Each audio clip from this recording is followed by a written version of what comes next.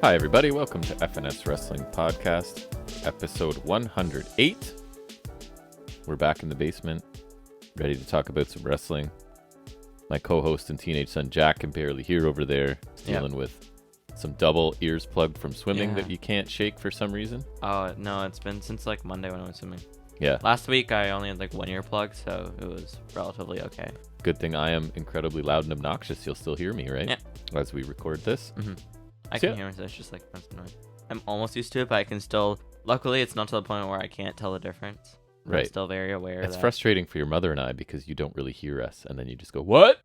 Yeah, it's not. And I mean, it must be frustrating can't listen for to music, you. And it's like my phone will be like at the half volume, and it'll be like if I turn my volume to like the lowest or like second lowest volume, it's basically not producing any volume. It's like I don't even want. I haven't touched my earbuds in like. The Jack White concert will clear it up for you. You'll be able to hear that no matter what. I promise. That'll be good. Yeah, it will be plenty loud. Yeah, like TV's like whatever our usual volume is like. You seem to hear the TV okay. I haven't cranked it up too high when I'm watching TV. No, I have a couple times, but yeah.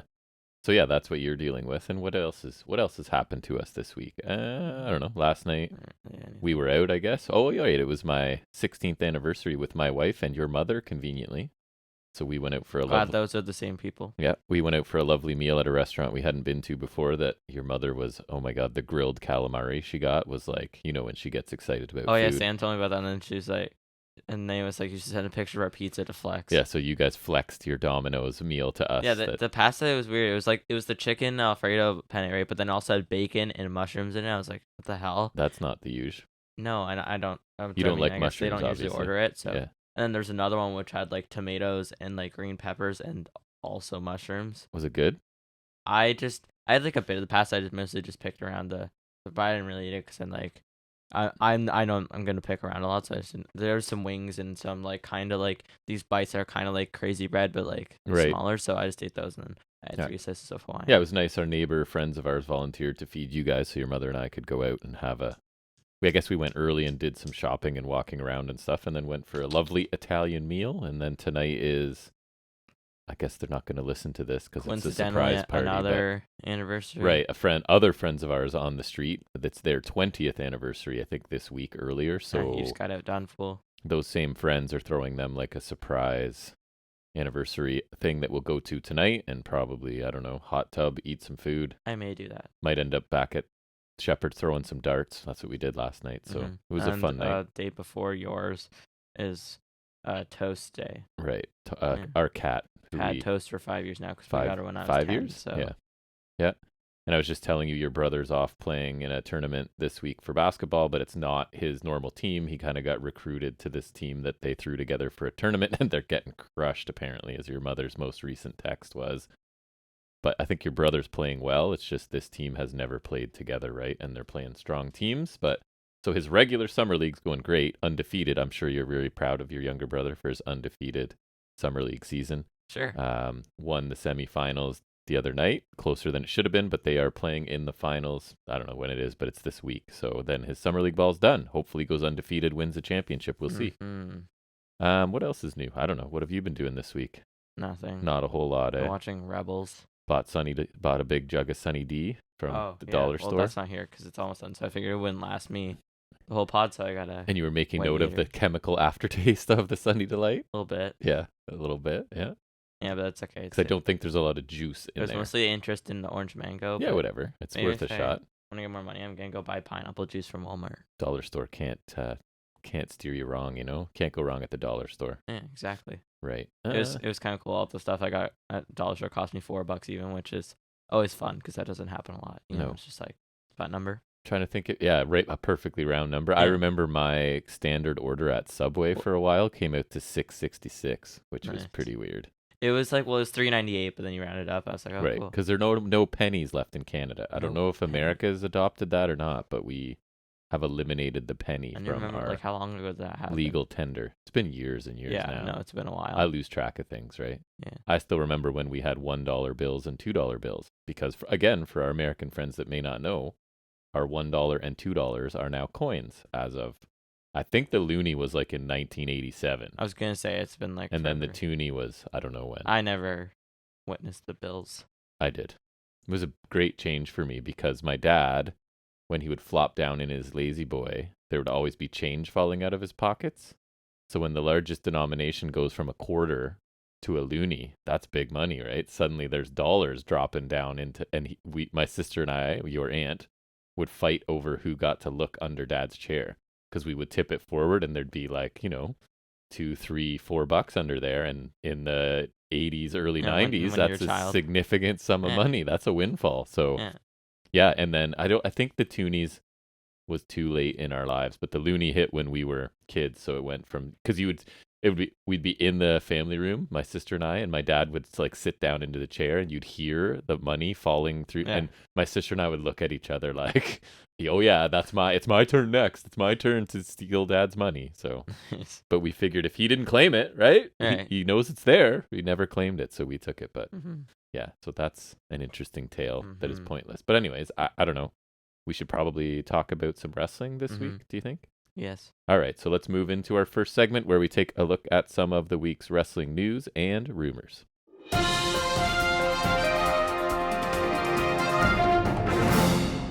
Taking a quick look at the ratings, we've got NXT this week averaged 597,000 viewers, down 8%, earned a 0.13 in the key demographic, down 13.3%, so down in both key metrics this week.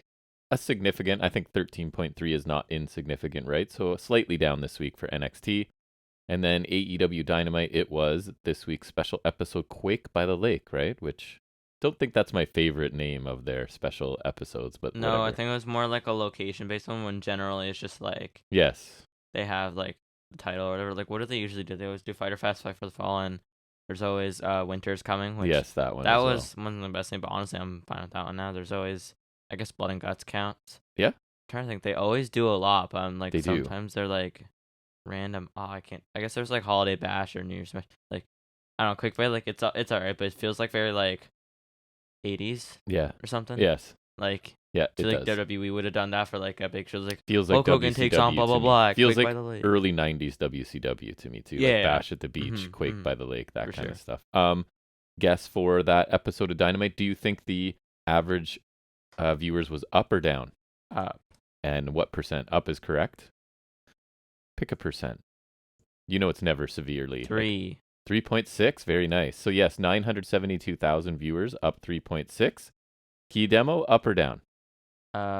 Slightly up. Slightly up is correct. They earned a 0.33 in the demo, which is up 3.1%. Just something as I was reading the ratings I thought was interesting was because they keep track of like demographics, right? So females 12 to 34 was down 31% this week. So that's a huge drop. That's good. I was about to ask. Don't know if that means anything or if it's important, but I thought that was it's interesting that they divide things up that specifically, right? And like track each little demographic. But yeah, that's what I've got for that. What do you have for us for news? First up, I guess probably the biggest news of the week is CM Punk is back. He returned on Dynamite. He certainly did. We just finished watching it. Just watched a couple minutes ago. So I assume this means the unification bout will be at All Out. Like that's good to go. I think that's in Chicago again. So yes, I think you're right. Chicago made. And that'll be a hot crowd, obviously. That'll be cool. That's good because I mean I don't love Punk the most, but I'm happy he's back for that because I kind of want the. It's in my notes that I'm not as happy to have him back as some people are. No. Like I was more missing Brian Danielson. I'm more missing Omega than I'm missing Punk. But yeah, me too. I think we're in the minority probably. I am a little happy he's back just so that we can like kindly get that and resolve the match. Like just exactly. I have loved Mox actually as interim champion. I think he's been doing great. But I'd rather there be like a definitive champion, I agree. even though it's most likely not Mox. And they can build it into like it's gonna have for sure like a big fight feel to it. There's no doubt about that. And right? I just think it'll be a cool main event because I don't know. Also, I'd rather like no disrespect to Mox, but like I'd rather the main event for the pay-per-view not be for an interim title. Yes, I agree. Like I guess they did that for Forbidden Door, but that was kind of out of necessity. Yeah, exactly. This time, like I guess it would still be out of necessity, but I'd prefer they avoid it. Yeah. Yes. I'm hoping Punk has his own belt because I think he will. I think there'll be 2. That amuses me. Because I don't think they can take the belt from him while he's still champion and loan it. Right, because then it's basically he's just vacating it. So why wouldn't you do that? If it's interim, it should be a separate physical belt. Right, like belt. they did it before. I would And think. then Am I allowed to say belt on this? As the Ooh, CEO of this company, I'm that's going to true. say yes, we can say And belt. also I guess they did that for Ring of Honor too, right? With Yes, Perazo and Martinez. that's right. So that I hope they have 2 belts because that And amuses me and greatly. Tony Khan loves belts, so I think any opportunity for him to like create and own another belt, he'll probably Plus, take. the AEW title is beautiful, so I can't imagine it's too It bad to is. have 2 of It those is beautiful. lumping around. Yeah, Yep. it's probably my favorite title right now. It's It super is gorgeous. nice. I like it too. Yeah. So I sometimes I'm checking in with MLW, right? So this doesn't look like great news from them. So apparently prior to their Battle Riot 4 tapings in June, they announced that a set of tapings in Chicago in July would not occur, and they offered refunds and saying the reason was the new TV deal and stuff like that. But today it's also emerged, or today, maybe it was yesterday. I can't remember when I pulled this. MLW will go a second month without taping any television. So that is not a good sign. According to PW Insider, MLW has now canceled their TV tapings for August 27th in El Paso, Texas. That's not good. Though the show will still take place as a house show, they're saying. And one That's nice weird. thing is any talent that were scheduled to compete that now have been pulled from the show are going to receive half of their pay at least. But it's not a great sign. I mean, I'm hoping it's nothing Why major. are they having but like issues like that? Feels kind of random. it sounds like if you're not having issues, you're not canceling 2 months worth of taping TV. That's kind of Like, weird. what are they going to be putting on TV, sort of thing? I haven't seen anything like until now. No, so I'm a bit concerned because I've been sort of checking in with MLW, enjoying some things and not so much others. But I like to have the opportunity or the option of watching it, right? Yeah. So I'm hoping that everything's okay. But it doesn't sound like great news. No. But anyways, what do you have? To continue in the Triple H era, we've got Nice. Hit Row returned on SmackDown. Yeah, that's cool. I mean, it could be cool. Everyone minus Swerve, of course. Missing the most important piece, but yeah, still cool. I did forget that they are kind of cool, but it's gonna be difficult for me to care without Swerve because he makes them a little more legit. Oh, I for feel sure.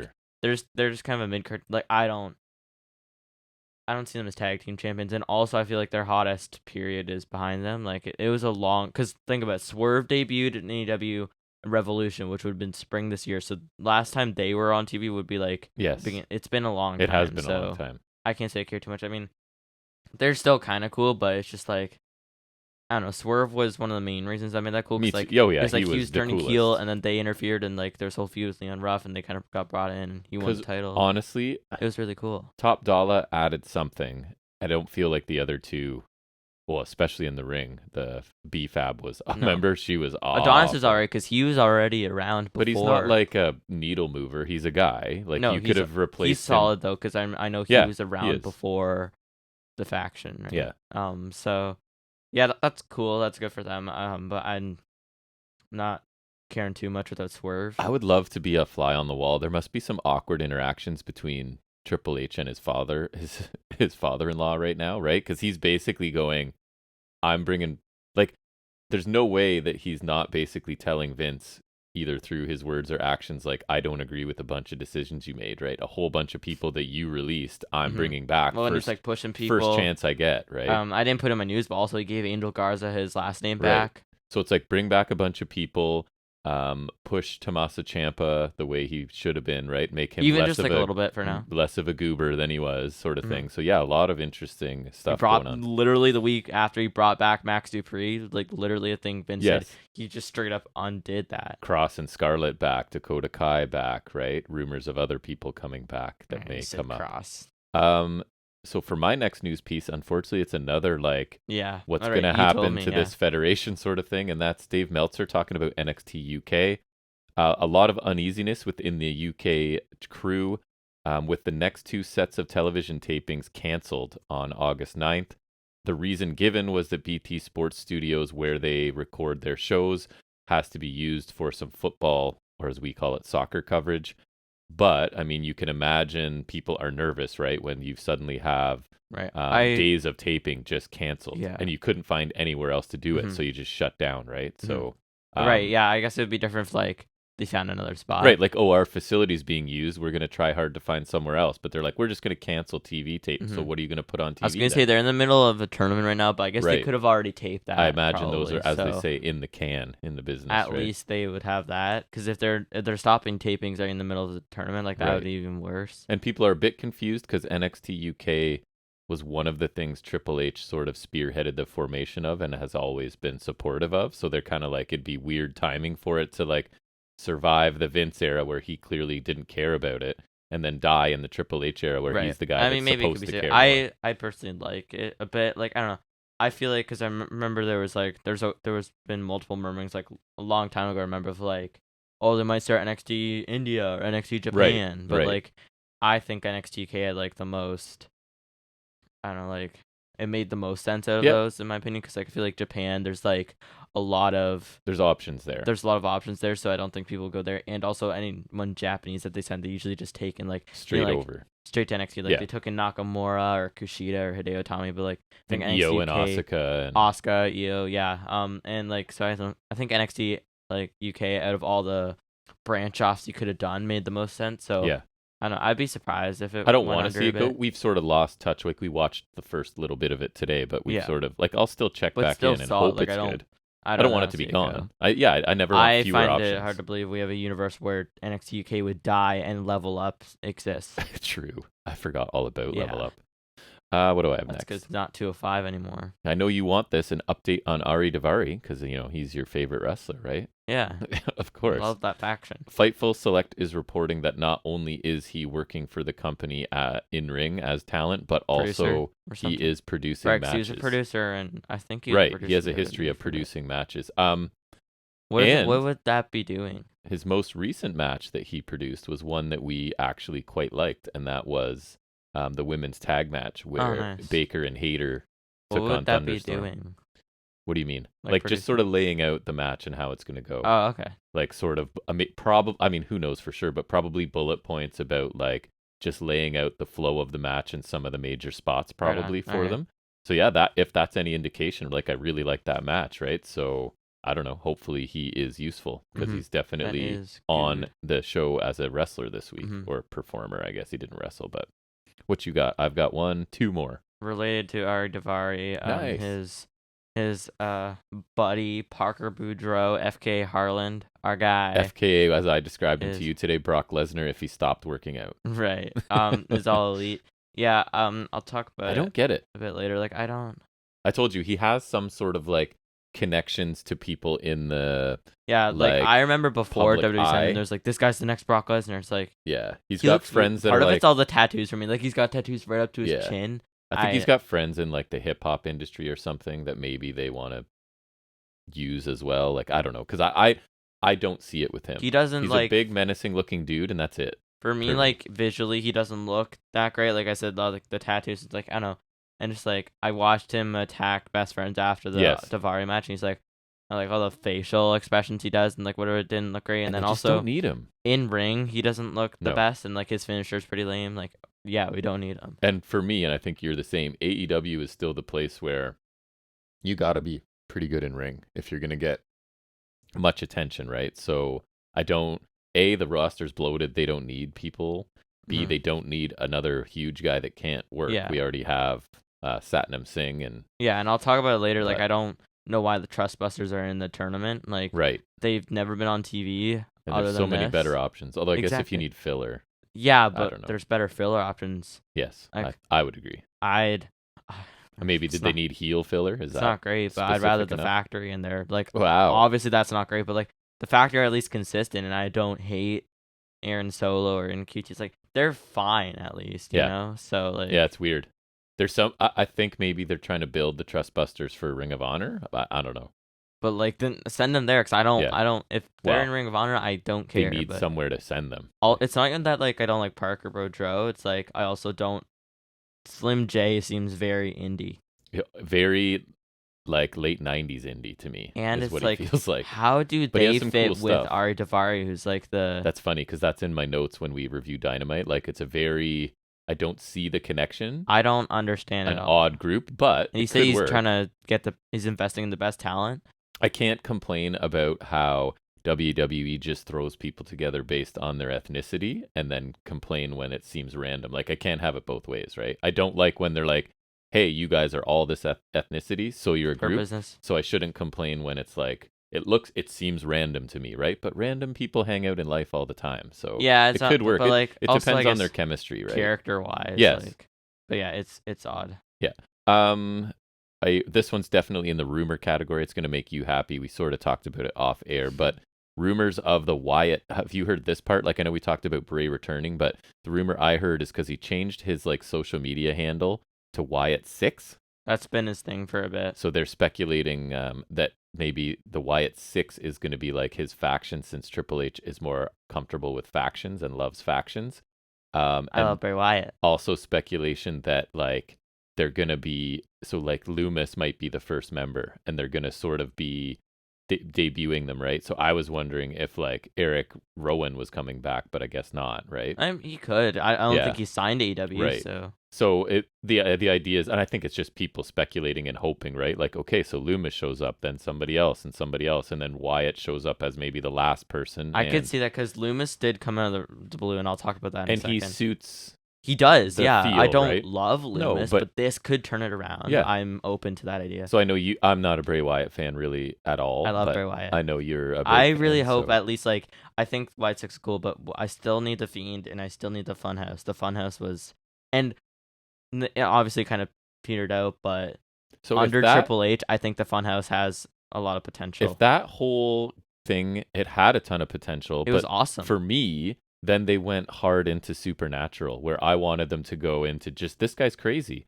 Like, obviously he's not, which is what it was at first, right? Obviously he's not magical and doesn't have any powers. He's just like a delusional supervillain, right? Exactly. It was awesome. And that would be fine. But then they decided to make him like a sorcerer or whatever, and then I'm out. Yeah, there's right? like the thing at Mania last year when it was like he was like burnt and then he was like transitioning to like Yeah, and then he was just healed as he walked through the whatever. Remember right? that? Yeah, but no, I love like it was the first 8 episodes when he was like in the full Firefly Funhouse before like because obviously they had like the scaled down one Yeah. for when he was back on the roster, but like it was awesome. Like just a psycho, like hosting basically a little kids show, and then being like pretty a much killer. everything they did until he won the title was Yeah. awesome. Even parts of his title run were good, but like So I'm not a huge Bray fan, but I would be interested to see how he'll be treated. the only thing Triple I H would be era. worried about is if they do a faction.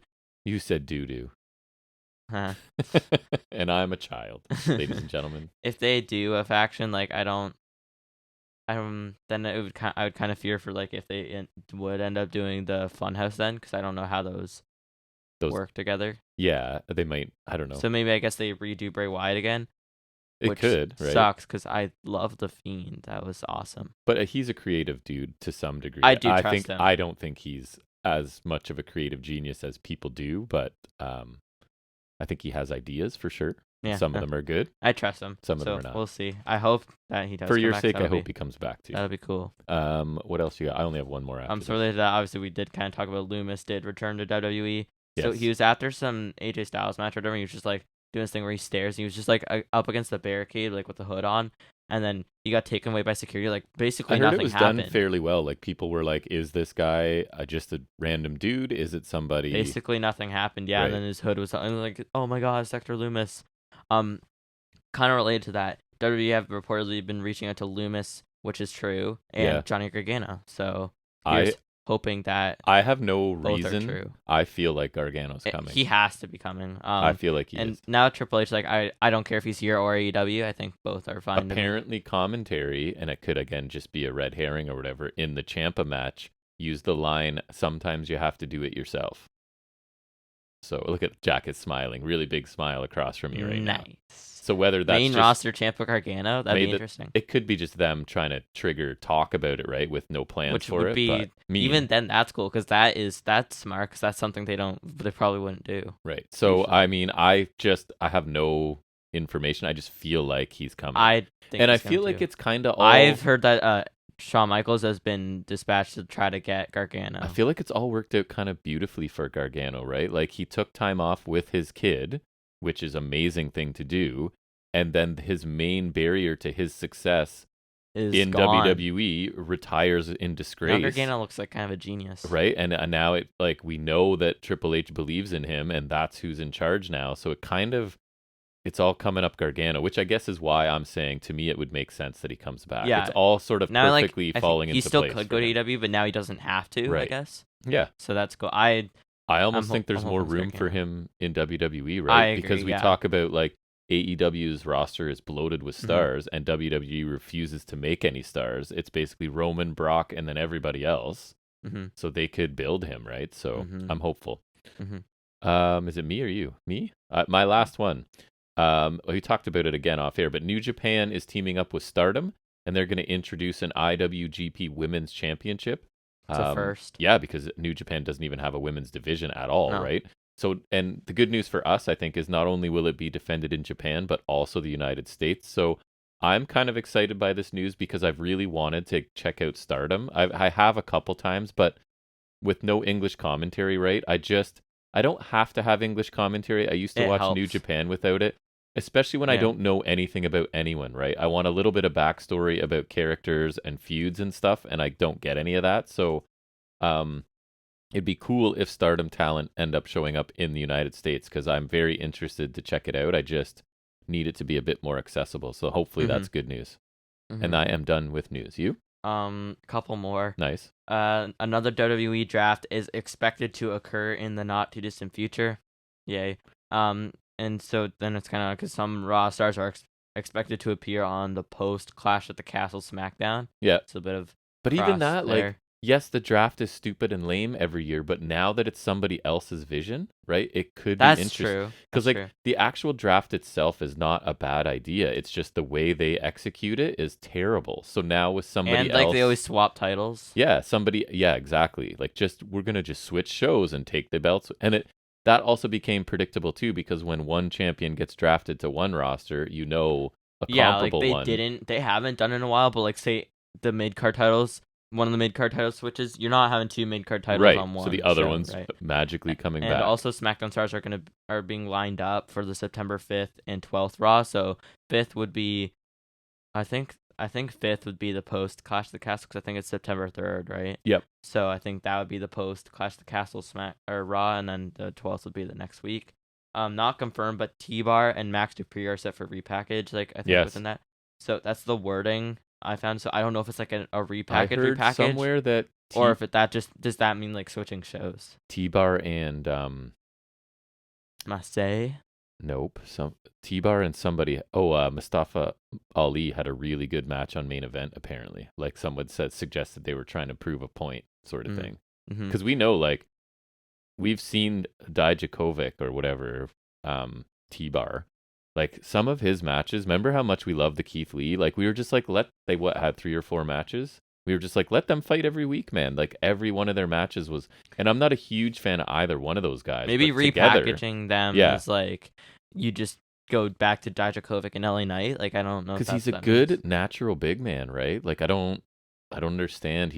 That is one of the worst. That Retribution stuff was T-Bar's one of the not even the worst gimmicks. name. Like, they don't have to change that. It. I don't like it, but in the Anything's grand better. scheme of things, it's better than Reckoning or Retaliation or Slapjack. Okay, so Slapjack I'll give you. I would rather be Reckoning or Mace than T-Bar. Because to me, what about Marseille? Because I grew up skiing at a hill where it had T-bars. It didn't have chair lifts. They had a T-bar. So that's what I think of. It's like okay, Mace is probably the least offensive one because it's a weapon, right? So that kind of. But that's T-bar is true. like what I used to ride up a hill when I was a kid skiing.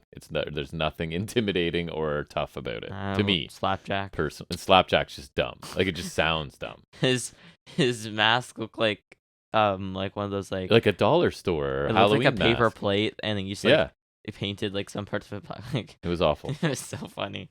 But anyways, we digress. News and rumors are done? Oh, no, I have one more. Go for it. I told you about this. It's kind of Viking Raiders are going to have a Viking funeral. I'm sorry, who? For the New Day. Isn't it the Vicious? Yeah, how dare you? I've heard that a couple times. I don't know if that's like their full name or that's just like a nickname. I don't think it's their full name. I could be wrong. I think they were just peppering it in there to like their new attitude. We got to draw attention to it. How does Triple H work his way out of this one? Like, I don't know. Because he probably likes them, right? Because NXT. And they're so good. How does one go about that? Like, cause honestly, like they're stuck in this little dumb heel stick for it, which is it's not dumb in of itself, but the way they're doing is dumb. Like they had their face paint redone, they have like Yeah. fur on them now. Yes. It's like they went too Viking. Yes. They went full Viking. Never Yeah. go full Viking. They over Vikinged. They over Vikinged. Yeah. All right. Well, I guess that ends our news and rumors, and we'll move into our in-depth review of this week's episode of AEW Dynamite.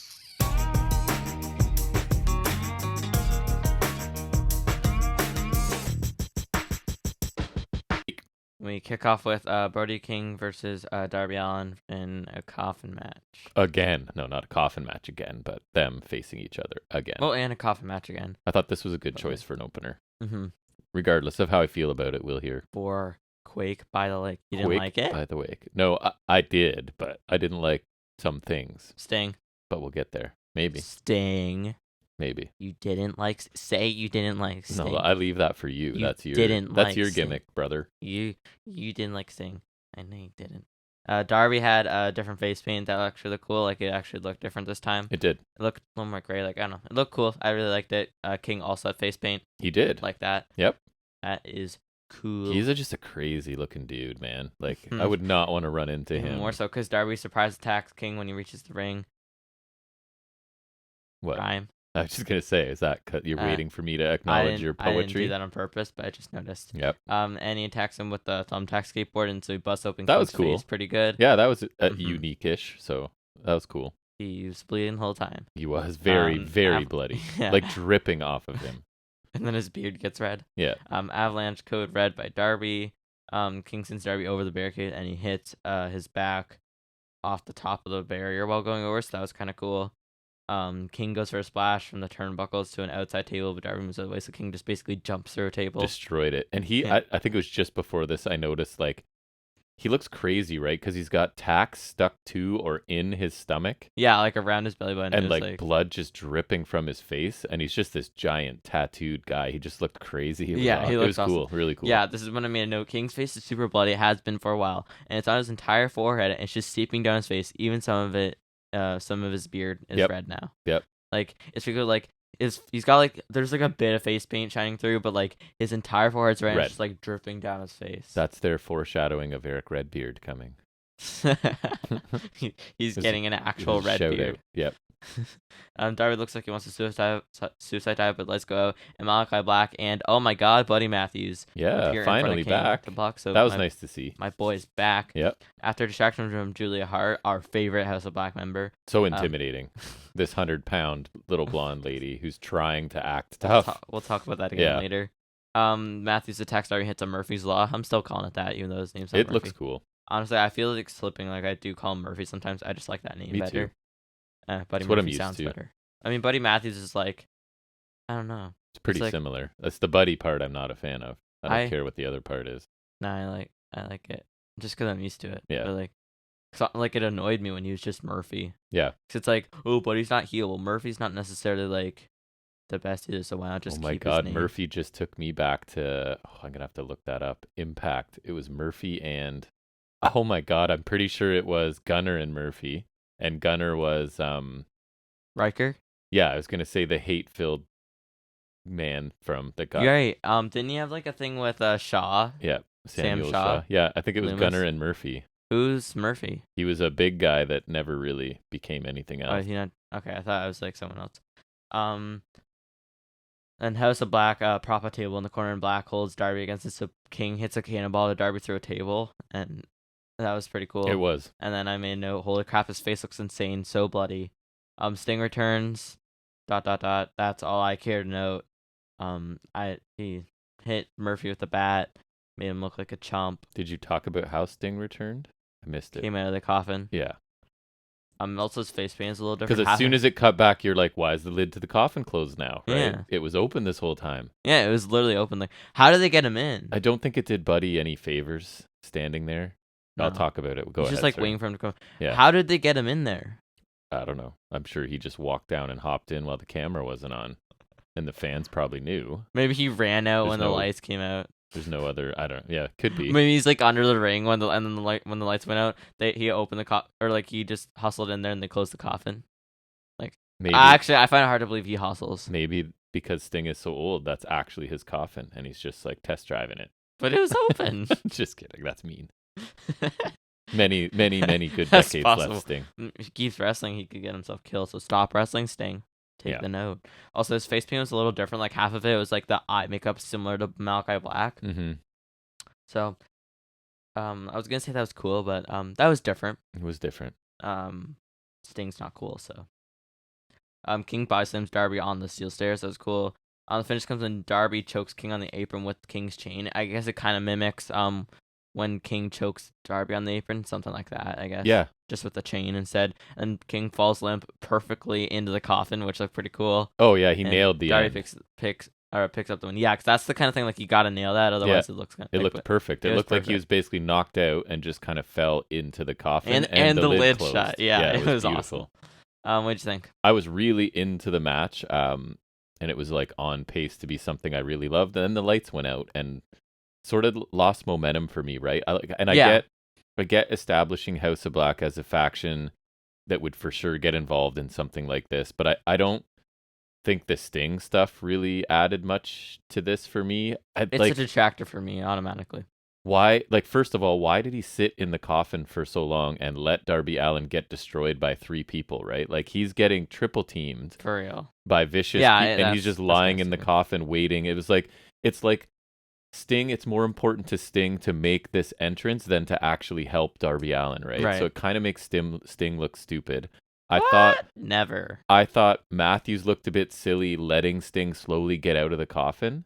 Like, he's a 60-whatever-year-old man. Just kick him in the lid and put your foot on it or sit on it or something, right? Have Brody King sit on it. But he kind of just stands there, I guess, trying to sell, like, surprise and shock. And then, I don't know. I didn't love that part. I think the dynamic between King and Allin is really cool. You've got a big guy who's just looking to kill Darby Allin, and Darby Allin who's looking to take just a ton of punishment and look for a way to win against a guy he shouldn't be able to beat. So I love that story. I think the finish of this was really cool. Like, King nailed the finish to this, so that looked awesome. So I like this as it was. Like, I'm not saying I didn't enjoy this. I thought it was a good opener, but there was a chance that I could have loved this. It was kind of like Barbed Wire Everywhere, where it's like you take out all this extra stuff and you just like let the match be, then it would be better. Because I just love this was better than that. But the dynamic between these two guys, and I just wanted it to continue, but I feel like there was a big lull in the middle waiting for all of this. It's like AEW, I've gotten used to the run-ins after all the matches. It doesn't even bother or really register with me. Don't start doing it in the middle of matches, right? Like, I don't want it. So that's all. The action between King and Allin, really, really liked it. Thought it was great. Detracted by the middle stuff. Other than the fact that Murphy's back. That's cool. That's cool. I thought it was pretty good considering how boring WWE's casket matches can be, although they don't done one forever. But still, it's cool that AEW's done 3 of these coffin matches, and generally they're pretty good. Like, I think I liked all of them. Well, it's been King, Andrade, and Ethan Page. I think I and Allin wins them all, right? Allin wins them all. Yeah. I think so. Yeah, I think so. Andrade beat him before. I think they're gonna have him win enough that it becomes a really big deal for somebody to beat him in one of his matches, I think that'd be which smart, makes sense, right? But yeah, I'd liked all of these so far. Coffin only really came into play for Sting. And the finish. So other than that, you have some solid spots. Like the same thing I kind of liked in the dumpster match, where like you don't really have like these coffin near falls, and also like that the thumbtacks are in on the coffins, and it's like kind of prevents that. Yep. But I like they don't really do that. Like they only really use the coffin for the finish, which I think makes sense. It kind of like doesn't. It helps to not bog down the action. I like how King was busted open right away because it was a cool visual the whole match. He looked pretty insane. I'm happy Buddy Murphy's back. See Buddy Murphy. I'm glad he's finally back. It feels like it's been a while. I guess like what last match he had was against Pac. I'm as happy with him coming back as Punk. It's weird. It's just because I think there's so many matches with Buddy Murphy that I want to see that we haven't seen, right? Like they can pretty much throw him in there with anyone, and I'm gonna be it's all fresh. And Buddy Murphy's awesome, right? In ring, character wise and stuff, and on the mic, I think he's average at best, but in ring, I just want to see him face anyone. I love Murphy. Much. I think last match he had was against Pac, which would have been before Forbidden Door, which is like a dream match for me. Couple months or so. So yeah. And I'm happy he hit his finisher too. I love that move. It's always. I really like cool. it as well.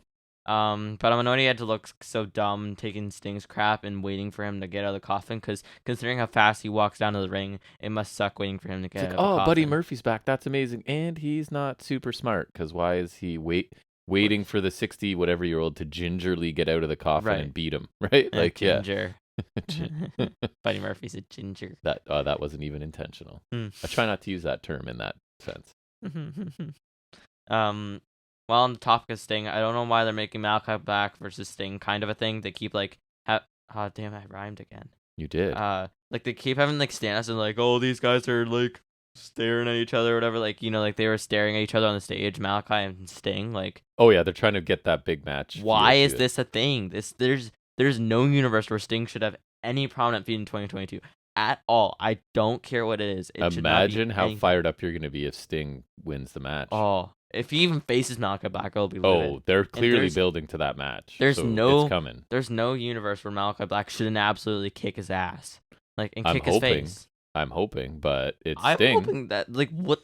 Why? Sting doesn't lose much. It's just dumb. Now that Darby beat King in Darby's match, this whole thing should be done. It was a solid little feud, but doesn't need to be dragged out. Mostly so that we can cut off any possibility of Malachi Black versus Sting. This is part of the build to Sting and Malachi Black. I don't think so. It is. There's no. We were getting Sting and Malachi Black. That's I'm so bad, getting though. it at a pay-per-view.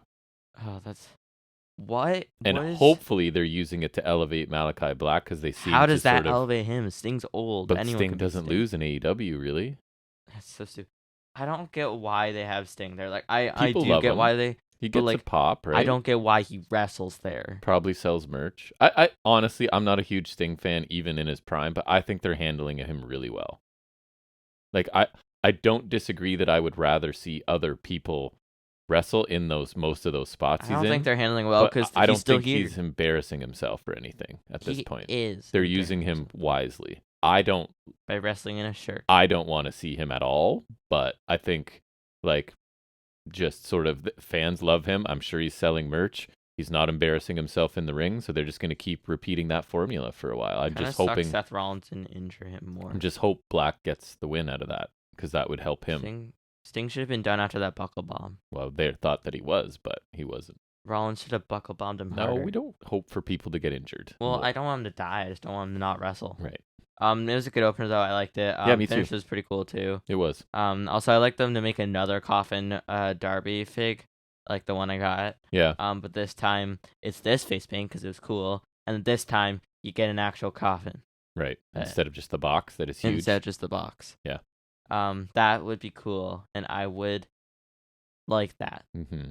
Hence why I suggested it. Makes sense. Next we have a Jon Moxley promo. He says the AEW interim title is about pain and how much you can endure, like the Heart Dungeon. And he says, we have watched Last Survivor of the Dungeon, which take a drink every time they say that. My goodness, they love that, eh? Chris Jericho fight and survive, and tonight he will push him to his breaking point, and if Jericho's fighting spirit doesn't break, his body will, most likely. Surprised Sting's hasn't. Solid promo from Mox, typically good. A little more hype towards the main event, I guess, but still can't say I'm super invested. No, he sounds intense and believable always. I always like him. Like, I don't know. I find it hard to find things to say. It's always just good. It's his formula, right? Sound intense and believable. Put the other guy over. Promote the match. Right. And he does it, and he does it well every time. He's got it down to a T. So yeah, that's like a same thing. We say the same thing about his promos every week, but that's what he does, and it's effective. Yeah, it's always good. Next we have Lionheart, Chris Jericho promo. He says after 2.5 years, he'll take back what's his, and he'll be the new interim champion. They always forget to that in that silly little word. They do. Makes a big difference. He says Mox wanted to face Lionheart, Chris Jericho. He says, be careful what you wish for because the pain's too hard to put him through or something he never wants to remember until tonight. He says you can heal a cut, but what he will do to Mox won't heal easy. And he was the first AEW champion. He'll be the next champion tonight. This is fine, I guess. Mox was much better. But they are all just like really driving home the Lionheart Last Survivor thing. It's a bit much, and I don't think it really matters that much, and I'll talk about that again at the main event. Yeah. But I guess it was fine. I think this was more of a babyface promo in the Lionheart style, which is fine if that's what we're bringing back. But this whole, I don't know, he's just running through his gimmicks now, right? Like, you've got, he just did Painmaker, now he's doing Lionheart, but he's also, he's going to have a list next week? He's also still sports entertainer guy. Like, I don't really know what they're doing. It's just, uh, and it's like he's in great shape. So is this his last big run? And they're just sort of, this is his like goodbye tour. So they're letting him do all of his characters before he's gone. I don't really know, but Maybe. just starts to feel to me like they don't know what to do with the JAS, right? And that they have to like, it's not a strong enough thing on its own, that they need to have him go back to other stuff. He needs to be because like you've got this faction of sports entertainers in a company that is largely not sports entertainment, so they don't really fit into stories and angles and stuff. So they're having to like abandon that gimmick to have Jericho fit into other storylines, right? So it seems to, I don't know, it's not really making a ton of sense to me. Yeah, I don't. But I Yeah. thought the back-to-back promos from each of the main eventers here was fine, and it's a simple way to build the match, I guess. Even better when you have two really talented promo guys like these two. But Mm-hmm. yeah, it's just, that's my criticism of Jericho's shtick right now, I guess. Mm-hmm. Yeah. Next we get the Trios tournament bracket revealed, so that's pretty cool. Yeah, that is cool. So the first one we have it like, the first match we have on the left side was Death Triangle versus United Empire, which is Will Ospreay and Aussie Open. Literally Awesome. after Forbidden Door asked for them to come back. That so match should be they sweet. are back. Yes. Thank I'm excited you, for Tony that. Khan. That's perfect. That sounds awesome. Next, then we have LFI, which is Andre Rouge and Dragon Lee will be in AEW versus Amazing. Young Bucks and Mystery Person. Like both of those matches, I'm already like super hyped for. Yeah, agreed. Especially in a company that crushes trios matches, right? Kenneth Omega, probably. Yeah, probably. Then we have House of Black versus Dark Order, which would probably be Reynolds, Silver, Uno. That'll be fun too. Which is so exciting. Yep. I like that. Me too. That's alright. And then Trust Busters versus Best Friends. So that's the weak spot That's here, the right? outlier, but still, I guess. could be a fun match. Like, no, you don't think so? Parker Boudreaux. Yeah, that's true. So all I had to say was Bucks have to be finals. I think they'd either face House of Black or Dark Order. I feel like there's a chance that, let's say, like the Sting Darby Allin thing continues, maybe they screw House of Black and Dark Order win, because, like, we'll talk about the promo segment later, but the Bucks seem to face there. But I feel like, let's say Kenny Omega returns and they would probably be heel. Like, I feel like they'd revert back to heel. The Bucks? Yeah. I don't think so. Because, I don't know. Feels to me like they're leaning babyface in this episode, and it's hard to have Omega come back and not get cheered. That's true.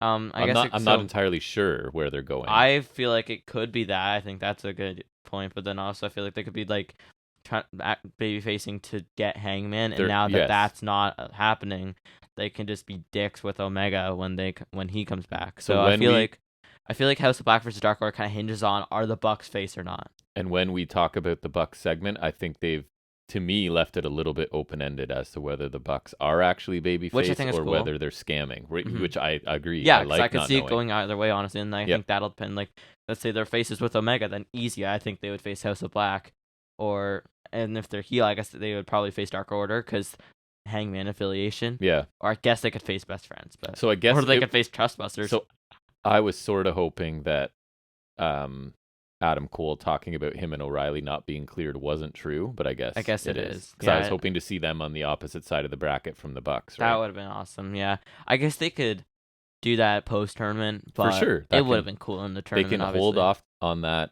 match for a while. It's not a big deal. That sucks. I was just hoping for the tournament. I did kind of forget about that, but that kind of sucks. I'm not too keen on the Trustbusters in there. I feel like they're lower tier. We could have maybe like even just like throw into jazz guys. Like imagine like you have Guevara. You could have like Guevara, Garcia. There's tons of more established trios and factions that could have put a team in. Literally, like Jazz is a little better. At least they're on TV. Like I even said, like if you're gonna throw in a filler, at least they're in the factory. Like we know them at least. Yeah. You know what I mean? Like I don't really need the Trustbusters here. And here's hoping we see Kenneth next week. I feel like it has to be. I think so. If it's not Hangman, then we were told the trios belts wouldn't be here until Omega was back. So. Right. And I like that they're keeping it open ended until. I mean, would have been cool if he came back last week, but I guess he didn't need to because, like, I guess now the Hangman thing, like you said, leaves it open ended for the Bucks. Who do they face in the first round? Sorry, the Bucks and LFI. Yeah, so that's. Oh, then they're probably working face. And that's not true. And that leaves LFI with the excuse of we're the only team in this tournament that didn't know who we were facing. That's true. That's true. So. Yeah, I feel like if Kenny did return when we want him to, like. Last week, I think it was. right? Then I guess like things would be as open ended. And then also with Cole and O'Reilly actually not being available, you can't. I feel like it would have made more sense if Kenny returned then and Cole was in the tournament, then you could do them in the finals. But with That's them where out, I thought it was going. I guess you leave it open ended, so then Kenny comes in. Like you don't have to book that feud until after the tournament, I guess. You know what I mean? Or maybe they don't want the Bucks and Omega as the first champions, and Cole costs them whatever, and then that leads. But I feel like I feel like they have to be. I kind of do too. And then you have a title feud, I guess, with them. Cause Yes. who else?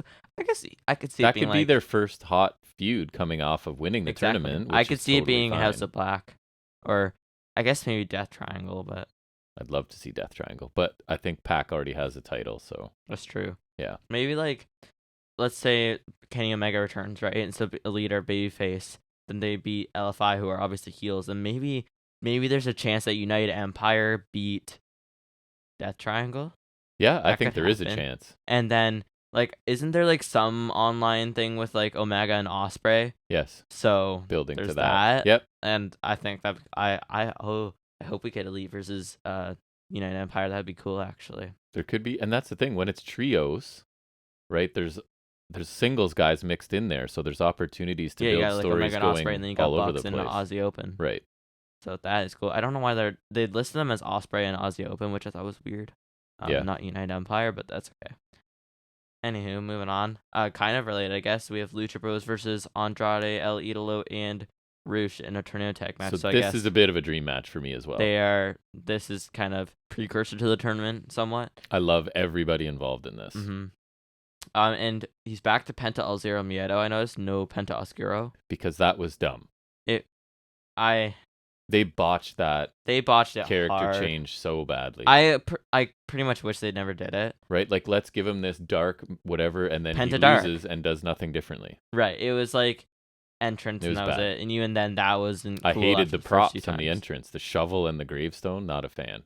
Yeah, and then what's his face looked ridiculous for about a month there. Not a fan. I hope they make a Penta Oscuro figure, because then I could at least do Penta Dark. Because Pentagon Dark is cool, but the Oscuro was a failed experiment. At least they seem to recognize it wasn't working. Yeah, Shelve it and then bring it back some other time when you actually have a plan for it. Yeah, right? When you're going to follow through on it and not just tweak them and make them be the same. Yeah, normally they don't make different. huge misfires like that, but that was that was not great. It wasn't. But this match was something I was really looking forward to, especially going tornado, basically saying like, don't worry about tags and referees not following things, just let these guys go. So maybe they'll follow the tag rules anyways. I was pretty pumped for that. Yeah, right.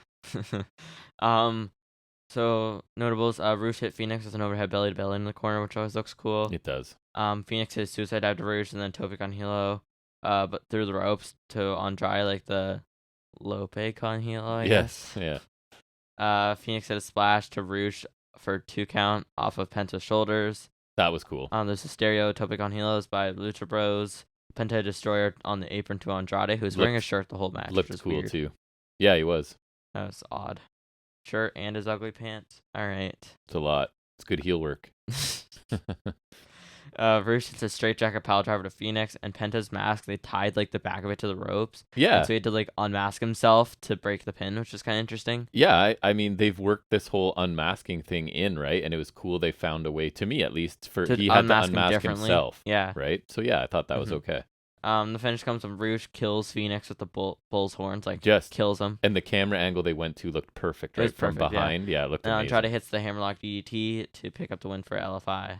Yeah, man, I really enjoyed this match. Pretty much what I expected. Just super fun tornado tag. I love Rush and Andrade as just the bully heel team who will always find a way to cheat and take shortcuts, even in a tornado match, right? Like tying his mask to the ropes and stuff.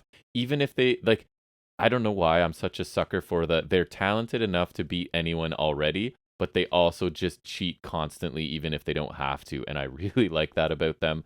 The crowd is behind everything the Lucha Brothers do. So, like, just a really cool overall dynamic here, right? Despicable, cheating heels and just really I saw on the over commercial baby break faces. Bruce is doing the cable thing again. Yes, of course he does. So, I just incredible action from all of these men all over the place. A super hot crowd. I thought this was an excellent, like, considering again, I always say this is in the middle of a 2-hour wrestling show. This is what I get. I would watch any combination of these 4 guys anytime. Mm-hmm. And the fact that you informed me that Dragon Lee is coming and joining up with Rush and Andrade for the trios is like a dream team for me. All of those guys are amazing. So I That'll be sweet. thoroughly enjoyed this match, as I thought I would. I'd watch it again tomorrow if they wanted to put it on again. Loved it. Yeah, I'm super excited for because Kenny Omega. The trios tournament, man. I love tournaments. I love trios. I've wanted these belts forever. So this is like, I'm very hyped for this. Yeah, I agreed. And it'll be super cool because Omega's theme is super recognizable. Just like, Yeah. get that. That'll be sweet. So I thought this was pretty great for a TV match. I like stipulation allowing action all over the place, and it was enjoyable. It's kind of hard to keep up at times in terms of taking notes on it, but that's okay. It didn't feel No like doubt. it really slowed down because you always have something going on. Yes. So that's always good. Some of the spots were sick, like the Apron Destroyer. I like that Penta had to unmask himself for that because Me too. honestly, the unmasking is getting a little bit overdone. I agree. So It was that's a a little fresh way to different. do the same A little thing. different, Yep. which I appreciate. Me too. The finish combination was sick too because Rush killed Phoenix with That bull's horns, and that's what I mean. It's such a simple move, right? But it looks. Yeah, he it's killed like him there. Tony Storm's hip attack in the corner lately. It just looks super impactful. I loved it. Mm-hmm. So then we have the Bucks segment we were referring to earlier. Yeah. They were talking to Hangman backstage, or they kind of go into the locker room with the Dark Order Right. there also. So they thanked Hangman for saving them last week. Matt said that the favorite time in his career was when the three of them and the other guys, referring to the Elite, worked together building up this revolution that ended up being called AEW. Matt said he got weird, selfish, and if he could take it all back, he would. He said this when Hangman won the world title, and he was so proud of him. We couldn't congratulate him at the time. And he says he can't get those years back because I'm sure he wants to. Matt said maybe the trolls are right that he's a despicable and bad person. Maybe. But he knows that Paige brings out the good in them. Matt says that's why he had Brandon there with the camera and asked Hangman to team with them in the tournament.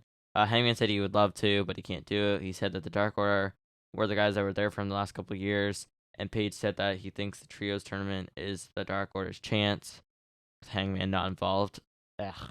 Weird. Hangman said the Dark Order is the trio, so he isn't going to be in the tournament, which sucks. It should have been him and Silver and Reynolds. That would have been awesome. I mean, technically he's not like Dark Order, but I don't care, okay? He's adjacent. That sounds better to me. Mm-hmm. It would be awesome. Hangman said that if they had a partner, it should be someone who doesn't turn their back on them. Oh.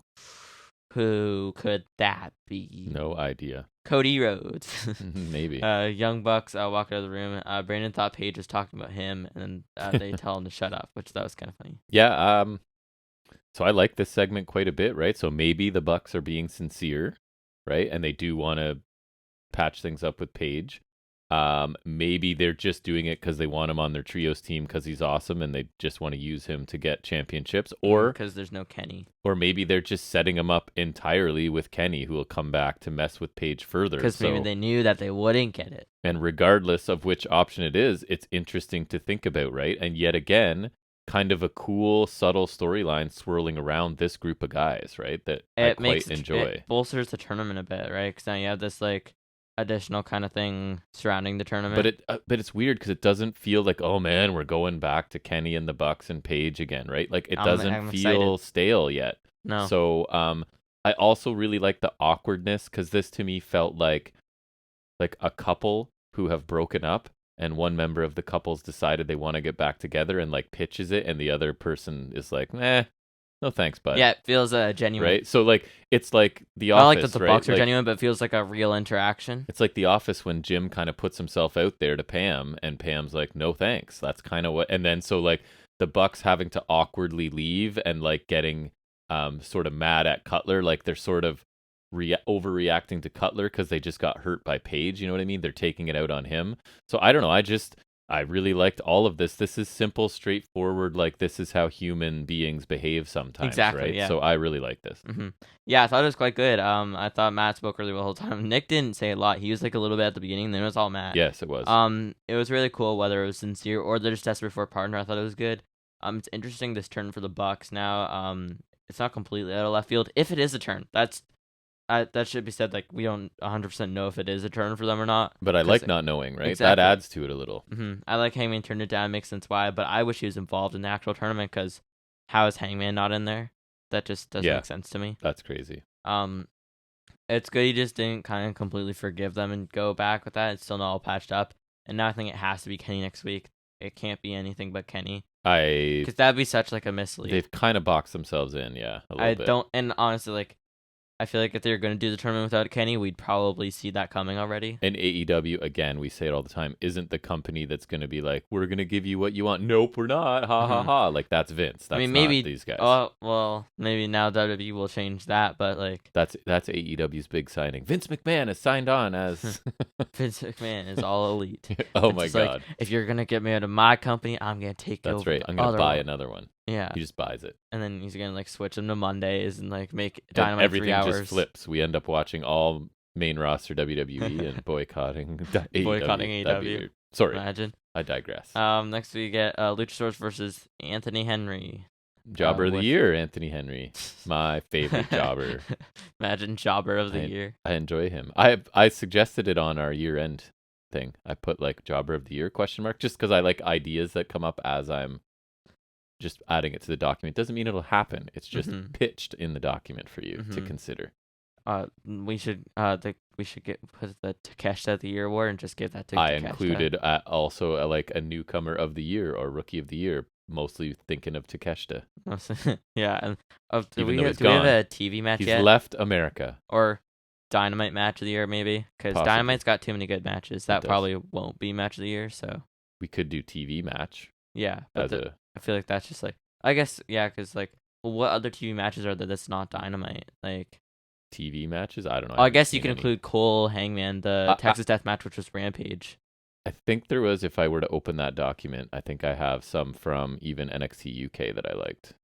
Yeah, but I don't know if those for TV match. Are they good enough to nominate? So what are they? I've got the document open. I don't even know where the document is. I had Mustache Mountain. That would be your guy. And Smith and Carter was one that I really liked from there. Also, I had Creeds and Viking Raiders from NXT. How dare you? But anyways. Okay, How dare you infect this with 2.0? I shared the document with you. It's a virus. Yeah, I know. I was looking for it the one day and I couldn't find it. It's called Year-End Awards 2022. I have like a bunch of, for some reason, whenever I like have an assignment that registers as sharing with me, so I have like all my assignments from last year. They're all here. It's like, what the hell? Even made a chart for you to organize your matches you liked and matches you didn't. This Takeshita It's staring match. at me blank. This Takeshita match. What about this Takeshita match? Right. So get in there and fill it in. Just the 3. Actually. I need to because I'll forget. Hangman, Mox, Claudio. I think I have one of them. I think I have Takeshita on here at least once. I have Paige Takeshita on here. I'd put Mox Takeshita too. Okay, back to our review. We've taken our Takeshita list. We've taken a detour. AEW. Taken a detour here. Jungle Boy and Jobber of the Year Anthony Henry. Talk about it. Go. Is life without Takeshita even life? I assume Anthony Henry snuck a win by roll up. Yeah, he did. Nice. And then Takeshita returned after the match. Yeah. There was a corner close and then high German suplex by Luchasaurus. Then finish comes when he hit a headbutt, and then this fireman's carry slam that they called fossilized, which is kind of cool. I've heard fossilizer. Oh, fossilizer. But maybe you're right. That makes more sense. I don't know. I kind of like fossilized, like you've been killed. I'm okay with either one. Yeah, but fossilizer, it's like you're being fossilized, I guess. Because Jungle Boy was on commentary, he revealed that that's what it's called. Yeah, okay. Yeah. After the match, there was Christian Cage from on the Tron. He said he wanted to take the heads off Jungle Boy and slice him in the head, like Brody King. Mm-hmm. I guess. But people don't deserve to see him, and he's having way too much fun messing with him. But Jungle Boy runs backstage, tries to attack when security hold him off. The Luchasaurus just wipes out a bunch of security, so that's kind of funny. It's just more Jungle Boy is edgy and angry, right? So I don't know. The match... He is angry. Neither the match nor the aftermath felt super necessary to me. It didn't really change much for me. Like, it didn't bother me either, but like... I still don't think we've gotten a very good explanation of Luchasaurus flipping and flipping back. Like, just to go like, you're making sure that... He was protecting Cage for... Yeah, like, I don't know. Well, yeah, because that doesn't even make sense, because the only person after Luchasaurus was really Luchasaurus. Or, sorry, after Cage was Luchasaurus. Right. But then... And you're worried about protecting the guy that you want to kill? I guess then he can kill him. It's like, at his best, weak. I guess. Still feels weak to me. But anyways, it's fine. The whole thing's kind of like... It's fine. I feel like we didn't need this, but it didn't really bother me too much. I guess it was just like more of a vehicle for the aftermath. But it doesn't... I don't know why. And Luchasaurus felt cooler when he was evil. Like, I had higher hopes for him as an evil monster, Yeah. but And if he was whatever. going to go face, like, I wish he was full face again, like, Yeah. with the green and stuff, because face Luchasaurus is cool too, but why didn't you do a moonsault here? Right. Where, if he's going to be a baby face, he has to do a moonsault. That's the law. He should be, really. Because I don't think heel Luchasaurus does a lot of moonsaults, but I think face Luchasaurus does do a lot of moonsaults. He should. And he sure. kicks people in the face and in the head He does. many times. He does. And Team he kick. runs in the corner and puts his back on people's faces. Yep. Solid squash, I guess. I like they got rid of Luchasaurus submission move. It Me wasn't too. the greatest. That's a good point. But also, Did not even that I didn't love it, but it also just makes more sense when he's heel. Like, as much as I don't love it, it makes more sense when he was heel, I guess. Yeah, I just don't think a big monster powerhouse needs a submission finisher. No, but it's not ideal for me. at least it's not around. And cage one was solid, but pretty short. Luchasaurus looked kind of cool clearing out security. Yeah, for sure. That was cool. Mm-hmm. Next we get a Miro promo. I didn't catch a lot of it because it's That's your tricky. standard response to Miro Yeah. promos. Didn't get a lot of it. Or more so House of I Black. probably could try for Miro, and I have. Yeah. Miro's easier than House of Black, at least. He's talking about Malachi Black again. Yeah. Shocker. One good Then- line I got that I liked was "Hell was empty because all the devils are here." So I thought that was a cool line. That's cool. Yeah. Then Julia Hart came into frame. Yes. Obviously. And touched his face, and Miro said only one woman can do that, and I thought that was pretty funny. Only one woman can touch my face, and it's not you. Yeah, I like that too. And then he said something along the lines he's coming from Malachi Black. It was fine, solid as usual. I genuinely like Miro promos. The line about his wife, like we said, was pretty amusing. Julia Hart is not fit in House of Black. The bitch she got here did not sound right. No. Anna Jay's been way worse, but still, that's kind of a given at this point. So maybe it's my fault. What's the issue with Miro in House of Black?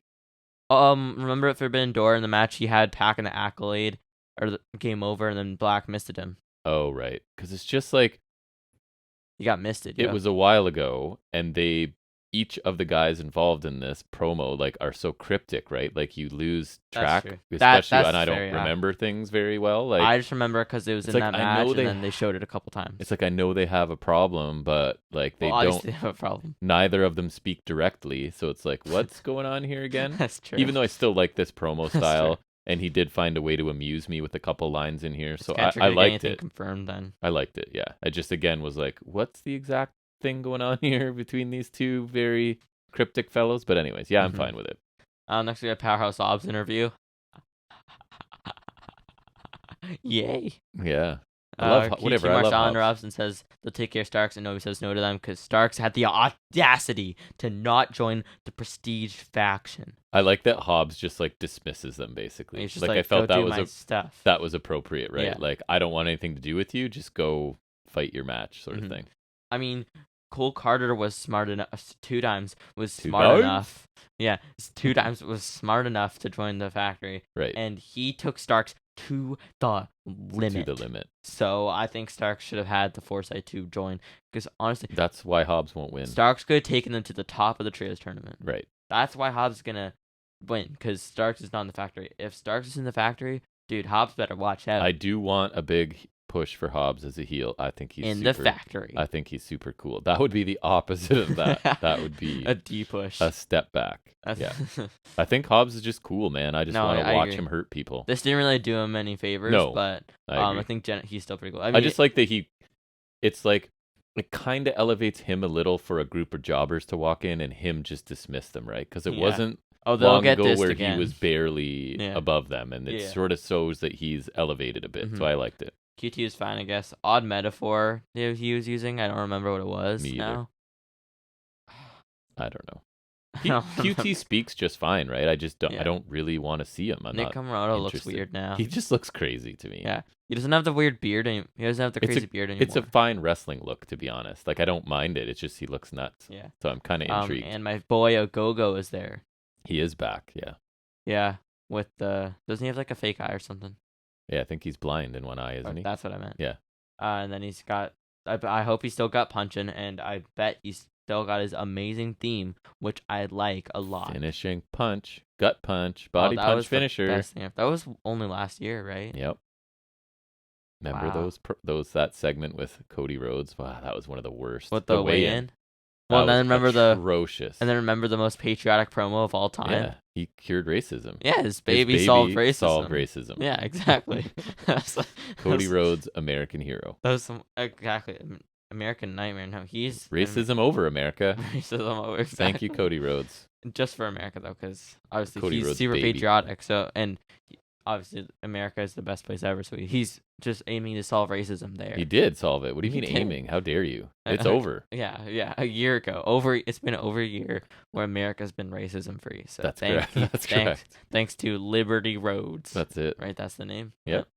His half black baby. Has cured racism. Killed it. Exactly. good. It is dead. It's good. It's long overdue. Long overdue. Mhm. And long overdone because Mhm. it's been a while now. Yeah.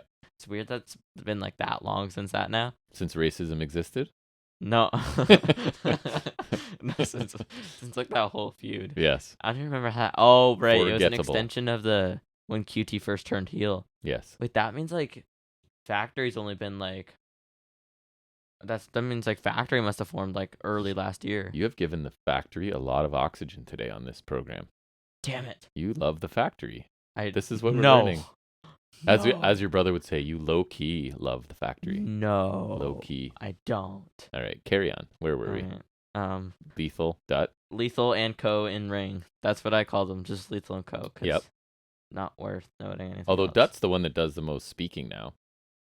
Yeah, but Lethal's like the guy who's there. Satnam Singh's the guy. Okay? How dare you?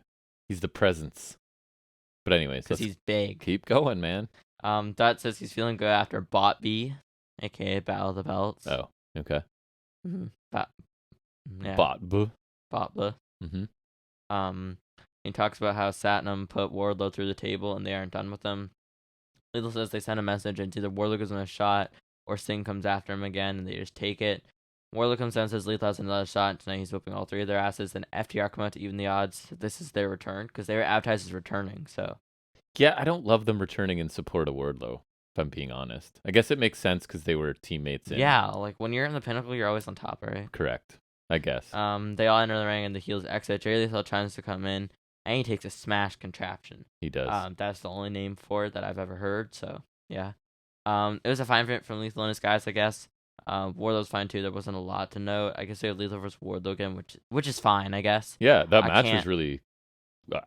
I'm fine with it. I can't say I'm looking forward to it or itching to see it again, but it's okay. It's cool to see FTR back and them lining up with Wardlow again as a mini reunion. Likely won't be a trios feud because of Dut, nor should it be. Also, Yeah. kind of sucks. This is what FTR returned for. I would have liked just like a nice. Same. I would like this to just be a straight FTR promo. But clearly they are still like trying to put a lot behind Wardlow, right? So you take your most over tag team And they have history, so at least it's not like.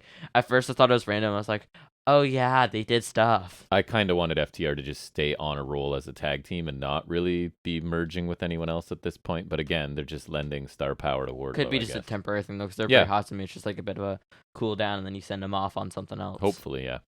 I guess maybe not the tag titles because I thought it was. I guess I'm glad that they didn't do Bucks FTR. I mean, in a way, obviously, I still wish they did Bucks FTR, but I'm kind of glad that they gave the tag titles to Swerve and Lee and not the Bucks because now you have the whole trios thing.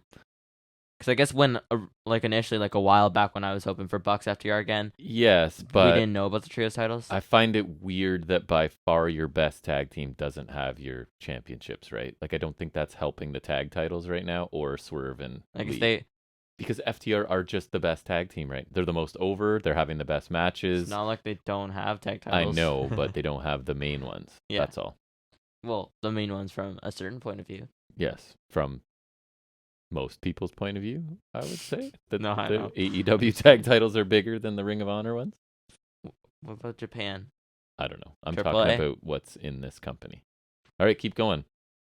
Keep things moving, man. I want to do some. I want to enjoy my afternoon. Next we get a Jazz interview. Menard says history Minus will be made. Jericho. And tonight, Minus Jericho. Minus Jericho and Hager and Guevara. Right. And tonight Jericho will win. Parker says tonight is the Jericho Championship celebration or something like that. Garcia says he put Danielson to sleep. He owns him now. He's the Dragon Slayer. Yeah. Jay points at some random off screen and asks if they don't think you don't think he's the Dragon Slayer? I'm gonna choke you out. Mm-hmm. And she chokes him out. Cool. And there was reference to Bit of the Bubbly.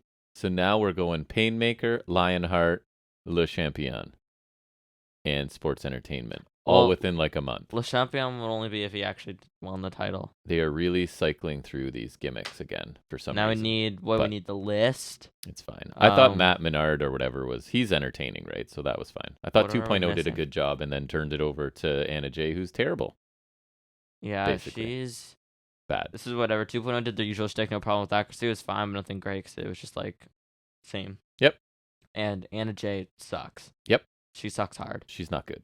Super young, could end up being amazing. We're not saying she's I devoid didn't of hate her talent. before. I just didn't really care about her. Now this is just like this. Her and this faction is really bad. And it's just, for me, added by the fact that like the women's division is underwhelming and underperforming. And this is just evidence of you're pushing somebody that I would not push. No. Right? She wouldn't be getting a push from me. Julia Hart wouldn't be getting a push from me.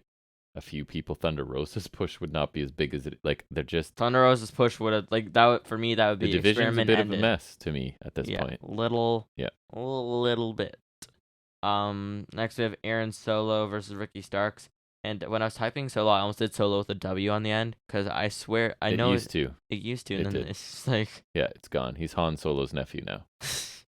Are you going to hit the Starks promo? Is that... Yep. Oh, okay. There's a brief video package before the match.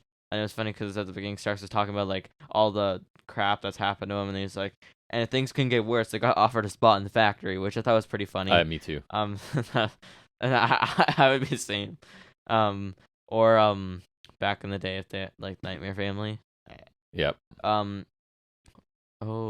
haven't seen Brock Anderson in a while. That's good. Mm-hmm. Also cool, they showed a Starks and Solo were like tag partners on the Indies or something. Right, so that was helpful. that's cool, a little bit of insight. Notable is not much. The Starks was running the ropes. He gets a little tripped up by 2 dimes on the outside. He gets ejected for interference and still takes advantage, hits a clothesline.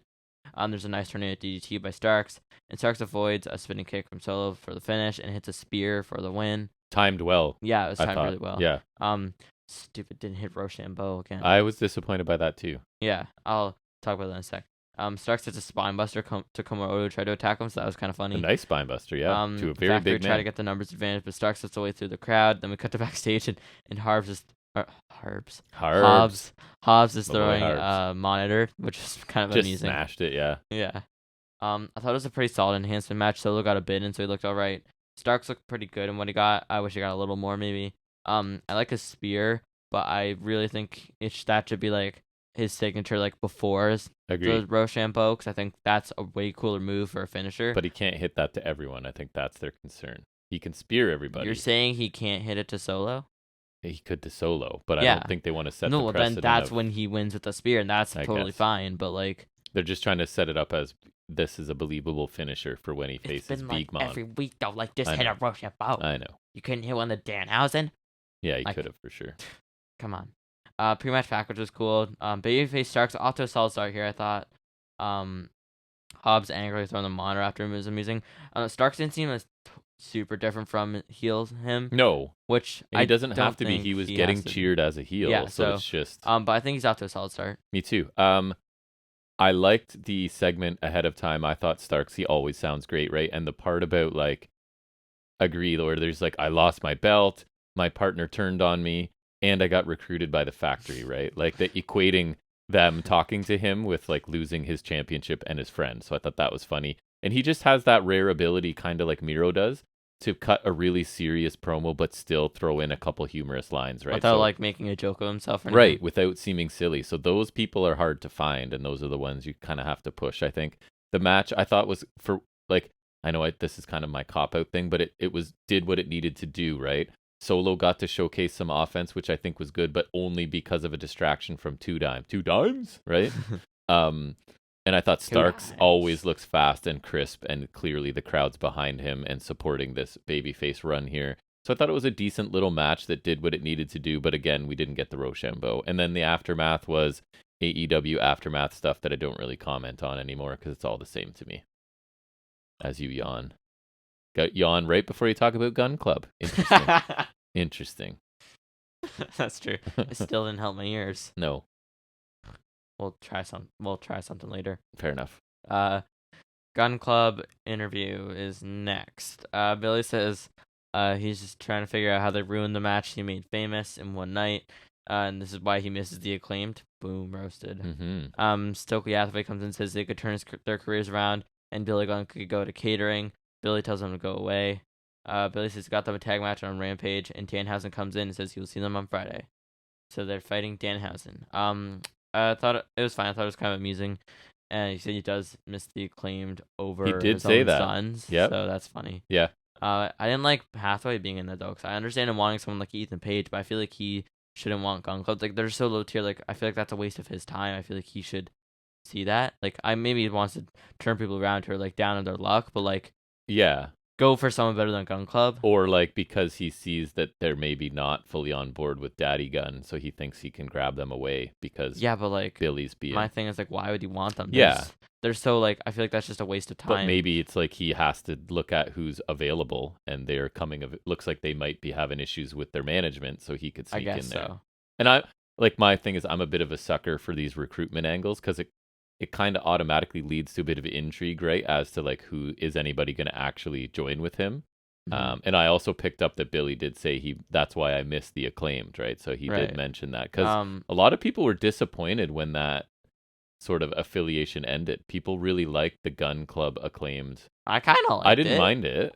At first I was like, oh, what's the point? But then like I don't know, They like were I kinda like funny. in the entrance, like I kind of liked it. Yeah. Like and it was alright. I liked Hathaway here. I think that he has another rare ability. I think he was good. It's not that I didn't like him in here. I just didn't like him being there. Like he did good, but I wish he wasn't there. He has the ability to be like a heel manager who is avoiding any physicality but doesn't come across as stupid or silly. You know what I mean? Like he's still like he's the brains of the operation. Yeah, kind of like Bobby the Brain Heenan, but not as comedic. He has the ability to like right, because it's a different time. I'm not a fighting champion. I'm kind of a weasel, but he never looks silly to me, and I think that's really good. Yeah. And also Gun Club faced Beardhausen on Rampage, which is funny. Danhausen, Eric Redbeard, that's a funny name. I'm kind of hoping that means the Acclaim can move on from their Gun Club affiliation. Yeah, I think so. I'm hoping, yeah. And I think Gun Club won that actually thanks to Billy Gunn interference, so... Nice. Good for them. I think they have a Dynamite match. Next week. Yay. Yay, more Gun Club. Yep, it's what everyone wants. Even more stuff I like. Best Friends interview with the Trustbusters interrupting. But this is where I finally understood the Trustbusters name, because I thought it was a stupid name. Because Ari Daivari is this super rich guy now, so I think the idea is that he has a trust fund. So like if your mother and I were bajillionaires, but we don't want you to be an idiot kid with a ton of money, we're like, we put it all in trust for you, and when you turn 25 or whatever age we set, then you have access to that money. It's and we could say like we could put limitations on it where you only get so much money so often or whatever. So I think the idea, right, it's making sense to you too, get it now. Right? That the idea is he has all of his money because he's a trust fund baby, as they call it, right? Like you're basically born into a ton of money. When you hit a certain age, you're gonna get a ton of money. So it made sense to me because I'm like, Trustbusters is a stupid name. I still don't think it's great, but at least I wasn't thinking that definition of trust, right? So, yeah. Anyway, no, me neither. It's like, what a very obvious heel name. Can't trust us. We're the trust bus. I'm like, that's stupid. I guess now it works. It's a little better. A couple levels. Yeah. Doesn't really change much for the faction for me, but at least that makes sense. Daivari says he's been trying to get a hold of Cassidy for all week. That makes sense because everyone wants Orange Cassidy. And he's investing in the best talent. Oh, he sure is. And he wants Cassidy, the best talent. And says all he has to do is ditch the losers he was with. Cassidy says whatever it is, the answer is no. Daivari says Cassidy will find out what happens to people who say no to him. Yep. So this is one of our first round trios tournament matches. Yippee. I really, and I mean really, wish they chose a faction other than Trustbusters. They haven't been on TV up until this segment. Literally, like they've only been on Dark and Ring of Honor's pre-show. Right. Like, Daivari is fine. I thought he sounded good here. Yeah. I never minded him in 205, and he sounded solid here. He did. But Slim J looks lame. Like he just looks stupid. He's very like too cool. Yeah, kind of. Not leaning into the like humor of it or ridiculousness of it, but yeah. Even the name is just stupid. like slim. And Parker Boudreaux looks pretty lame too. The former Harland, he looks really weird visually, like just like I don't know what it is. I don't like his look. It's like the tattoos look dumb, and then it's just like not even just that, but like and like you said, he's like big but not really jacked. Not at all. And from He's what I've lazy seen Brock. in ring, he doesn't look that great. Lazy Brock Lesnar. Put best friends against better people. Like Trustbusters don't really stand out a ton. I don't care for any of them. They feel like mismatches together too. Like I don't understand the connection there. Like because also he's like I'm going for the best talent. So you picked someone I don't know and someone I do know but don't like and wasn't that good. Right. I don't get it. That's what his money is getting him so far. Money well spent, bud. Yeah, I thought Davari sounded good. I agree the group seems like an odd combination of people, but it doesn't mean it can't work, right? At some point it could. I'm not sure that we need another team, faction, whatever, in AEW at this level. Especially like but one that's so nothing. Like they're just not. There's nothing to them. But they don't seem to be slowing down with these signings, right? So we say it every week, and I think it applies here. ROH needs to find some time to have a show to relieve some of the pressure on this. Yeah, they can take Trustbusters because I don't want them. I think that's the plan, right? So this roster is bloated and needs more time to get ROH sort of separate, right? Mm-hmm. And again, just to nitpick this a little bit further, this is like back-to-back segments with people recruiting people, right? So I would have put some space between those. If I'm booking a show and those are two stories I have, I'm not putting them one after the other, but that's just me being picky. Sorry, go ahead. That's kind of funny. I didn't even notice that. And now we're to the classic women's spot of the show, right? Mm-hmm. Jade Cargill defends the TBS title against your favorite, Madison Rayne. So that's how we're choosing to fill our women's slot on this show. We're putting Madison Rayne, who has just signed as a coach and is a late 30s, whatever veteran. That's who we're giving the TV spot. We only have room for 2 women on all of our TV, but that's who we're giving it to. So anyways, go ahead. After that preamble, talk about this. Yeah, and she signed on as coach, so yes. Yeah, it's player coach, I guess. They exist. So Jade looks for a powerbomb on the outside. Rayne counters into Hurricane Rana. Hogan provides a brief distraction. Cargill nails Rayne with a spear. I thought that looked pretty nice, actually. Yep, it did. There's a really slow neckbreaker by Rayne. Like it looked like they're kind of huddled over in like the suplex position. It looked like they're like working on like calling the spot before. They were. I think there was a little conversation there. Yeah, figuring out the spot, and then like even when she's like setting up the neckbreaker, like moves really slow. So they definitely were setting up a spot there. It was real great. So Cargill holds Rayne up to counter and guillotine. Like so, she's like got it, Rayne's got the guillotine on. She's like kind of holding Rayne up, and then she counters into a DDT for 2, which looked alright. Yeah. Cargill accidentally pump kicks Hogan off the apron. Nope. Not really. No contact made. She made. avoids a shot from Rayne, hits her with a pump kick, which looked better, a little but better. Still not great. And she retains by hitting Jaded. Post match, Athena comes in the ring, attacks Jade from behind. Cargill has to be pulled up by Hogan. Athena poses with the title. I thought it was an okay match. Last week's women's match was much better, I thought. Yes. But I guess at least this wasn't bad. It just wasn't really much. Cargill looked solid in offense, I think. Except for when she kicked Hogan, because she didn't really. Rayne was fine, I guess, but I didn't think she was very good.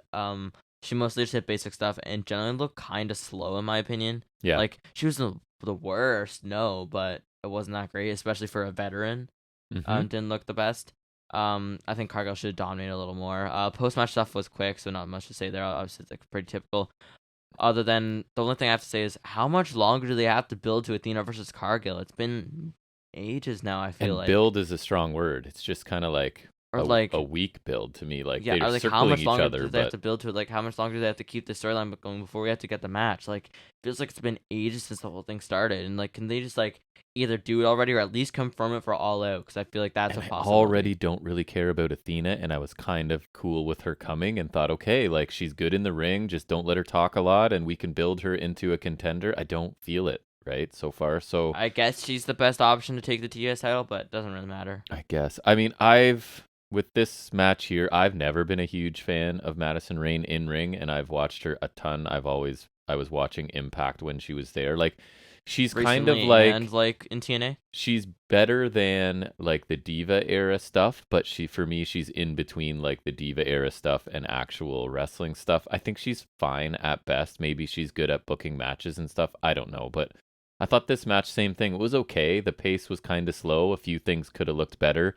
The boot to Hogan being sort of a glaring issue that wasn't well done. But easy win for Jade as we expected, right? Just like, not to harp on this, but another unspectacular match in the standard women's spot on this show, The right? only one you're getting. You have one women's match each week and you give it to Madison Rayne. So at this point, I don't know if this is a bold statement or a hot take, but I'm more interested in the women's division in both WWE. We ran down the talent there last week. Like, that's a very loaded division. And honestly, Impact right now.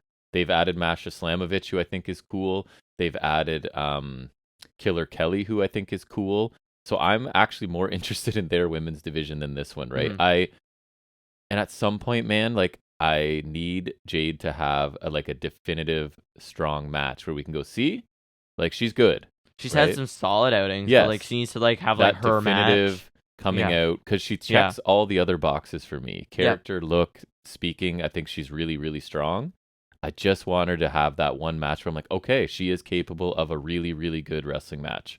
But we're not getting that yet, so we'll see. But anyways. Next we get Thunderstorm interview. Yay! Statlander's injured. Storm's number one contender. Rosa says this isn't what she wants because they're besties, but it is what it is. Storm says she didn't want it either because they're besties, but she's in action next week and the goal is to one day be the champion.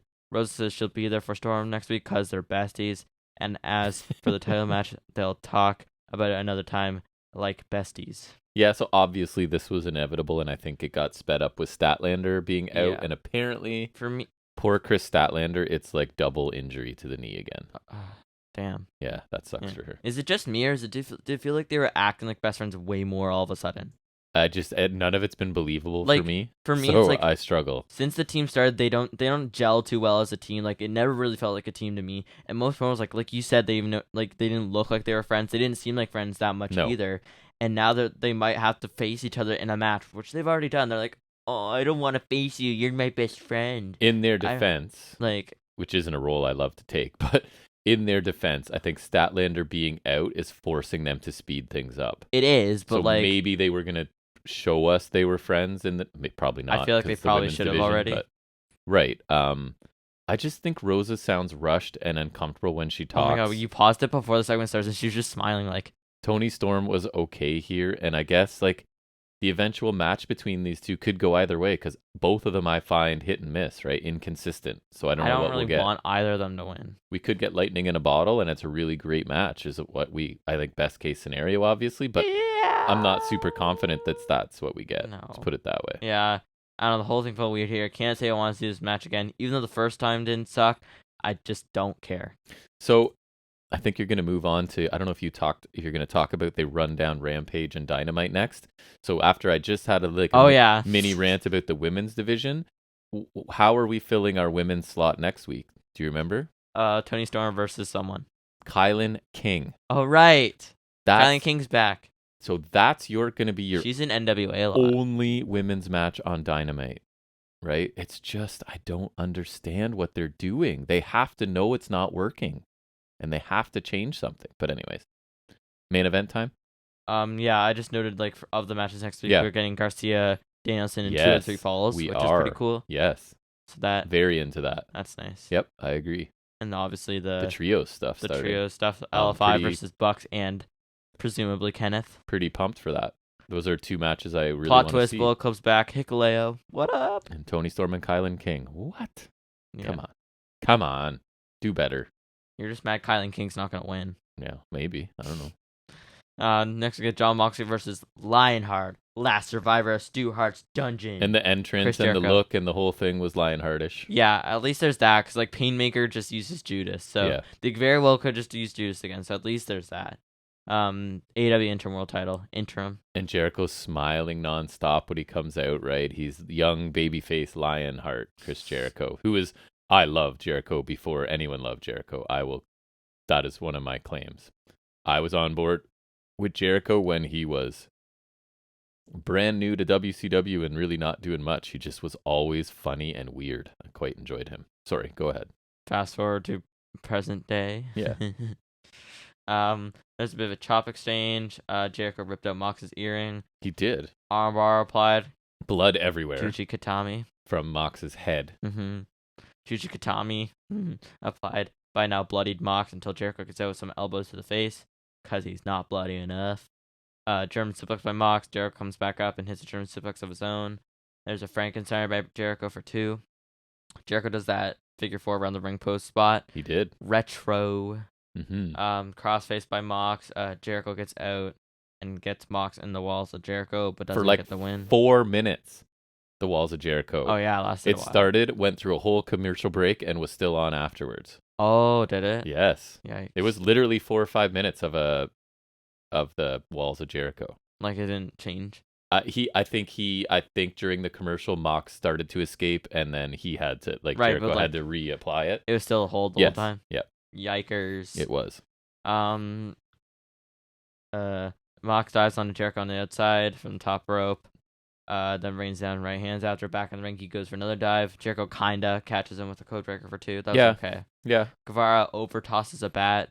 Jericho grabs it. He makes the save decently. I thought it was intentional, but you could see when they replayed it, Guevara was like, "Oh crap!" when he threw it, and then Aubrey had to keep herself That looks distracted. kind of dumb, but Jericho. It wasn't a horrible. No, though. Jericho The recovery hustled, was so okay. it wasn't terrible. And Aubrey didn't look super stupid because she was dealing with the belt The or something? turnbuckle. Oh, the turnbuckle, right? So yeah, it was okay. They Yeah, recovered It okay. was okay. Mox got hit with the bat for a near fall, which is all right. Jericho sends Mox into the exposed turnbuckle and hits a Judas Effect. So that was a pretty solid near fall, I thought. Yeah, there were near falls at the end here that were believable. Agreed. I thought too. Jericho tries to hit Mox with the title but misses and hits the exposed turnbuckle. Then Mox tries to get in the bulldog. He gets him in the sleeper and then transitions into a bulldog choke, which I thought that was going to be it. Me too. But then eventually Jericho comes out and gets the lion tamer in. Yes. Nice to get that. Yep. And then Mox, the finish comes and Mox gets out of that. It's some elbows a lot. Take notes, carrying cross. On Jericho and then locks in the sleeper for the win. Oh my god, the amount of people who think Cross is amazing. Literally he was returning and then I said, but he sucks. And the amount of people who try to defend Cross is people love crazy. him. It's Yeah. Post match, Guevara and Hager run down to attack Mox. Shocking. A post-match run-in? No way. On AEW? No way. Blackpool Comic Club and Kingston Ortiz run down even the odds. No way. Rest of Jazz come out over No all the way. baby faces. This is all surprising. Menard's holding Mox for belt shot from Jericho, and then Cult of Personality hits, and Punk comes out, clears the Jazz 1 by 1. Then there's a standoff between the two champions. Mox flips them off. So, tiny detail, but what I loved was when Mox is sitting on the mat facing the crowd, and Punk's done doing what he does and is standing directly behind Mox. Mox didn't do the stupid stand up and act surprised that the guy's behind him. He stood up and slowly turned around, knowing he that literally he went he knew that Punk stretching his back. So I liked that a lot. I thought the match was really good, like an intense main event for a championship. There were good stakes there. I thought the final few minutes were really good with some believable near falls that you sort of outlined for us there. The result was never in doubt. I didn't think, I never thought Jericho, I know some people did, I never thought he had a shot here. No, but the definitely action not. was steady, good physicality, blood as expected with Mox. If Jericho did hypothetically win, you could revive Jericho Punk feud. I guess so. And Jericho undoubtedly has gotten Which himself would have been 10 years ago. gotten himself into great shape for this run, and this main event seemed to just deliver. As far as the crowd was really into it, I thought it was good. It's obviously two super mega stars having a main event match for a championship, right? So I thought it was a quality defense of the interim title for Moxley. He continues just a really good run as the interim, about as good as they could have expected, right? To have to pull an interim champion out of nowhere. He's done great. I really liked this main event. I wouldn't say that I loved it, but I thought it was a very good match. And then more of a standard aftermath post-match run-in was at least sort of a surprise return by Punk. And again, I haven't missed him as much as most people have, but it was a little bit of a surprise, and I think it was a successful final angle to this show and a really good main event. So yeah, I thought it was good. You? Yeah, I thought it was pretty good. Actually, I didn't love it, obviously just because Jericho, but considering I wasn't really looking forward to it, I thought it over-delivered a little bit. It was good. I thought it was pretty good. Not amazing, but pretty good. Started out a little slow, which is okay. But once I got more into it, I thought it was pretty solid. Even though the first match was a long time ago, I don't remember a ton from memory. I feel like this is a definite improvement over Got a lot of time. that this initial one. match. Yeah. Some of the near falls towards the end I thought were done pretty well. Me too. Aside from Guevara's overshoot with the bat, which even then wasn't a huge No, botch. it wasn't. When Jericho hit the exposed turnbuckle, Mox was choking him at the end. I thought that was gonna be it. I'll admit that was, because honestly, I knew Mox was gonna win, Mm-hmm. so I thought that would have been it. One small critique is that aside from the entrance, the theme was actually different, and the retro tights, Jericho wasn't really that different. Visually, yeah, but in terms of the match, it was just pretty much Jericho again. Mm-hmm. Which is fine because that's what I expect. But if that's going to be the case, they should really stop making such a big deal about Lionheart or Painmaker or whatever. Like it's lame. It doesn't At least matter in that such much. rapid succession, right? Mhm. Like, give it a break in between. And I just stop touting it so much. Yeah. Anyway, solid main event. Punk coming back is cool. I wasn't can't say I'm super happy to see him, but I'm kind of glad he's back because now we can get that unification match. Like I said, I think that's a worthwhile pay-per-view main event. Me so too. I'm glad we can get that. And that'll be cool. He didn't have it this week, but I really hope he has his own belt next week because having two of the same singles belt makes me happy for some reason. Yes, you love belts. I think it's amazing. And then the winner of the match will have two of the same title, like when they did Guevara and Cody. And that title's a beauty. So I can't imagine anyone would complain about someone holding two of them. That would look cool. Sure. That would look sweet. Yes. I don't think you have to do. I don't care much about that, frankly. But you do another 2 or 3 falls match for the main event or something. Yeah. Cool.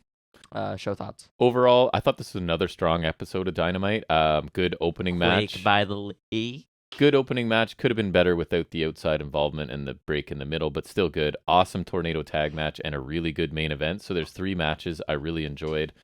Segment-wise, we got a good Buck segment, a cool little Starks vignette, and there were a few weaker segments along the way, but nothing that really bothered me too much. So I gave this show, I think for the second week in a row, another B+ for me. Almost a level match. If the women's match were better, or the opening match was to the level I wanted, I still liked it, but I thought there was another level there without all the interruptions, or if a couple segments had gone better. But I still thought a really enjoyable show. AEW for me has been, this is now several weeks in a row where it's back to at least B+ for me, where it's what I'm expecting out of them. So I was pretty happy with this show overall. You? Yeah, I agree. I think the opener was pretty good. I like that a lot.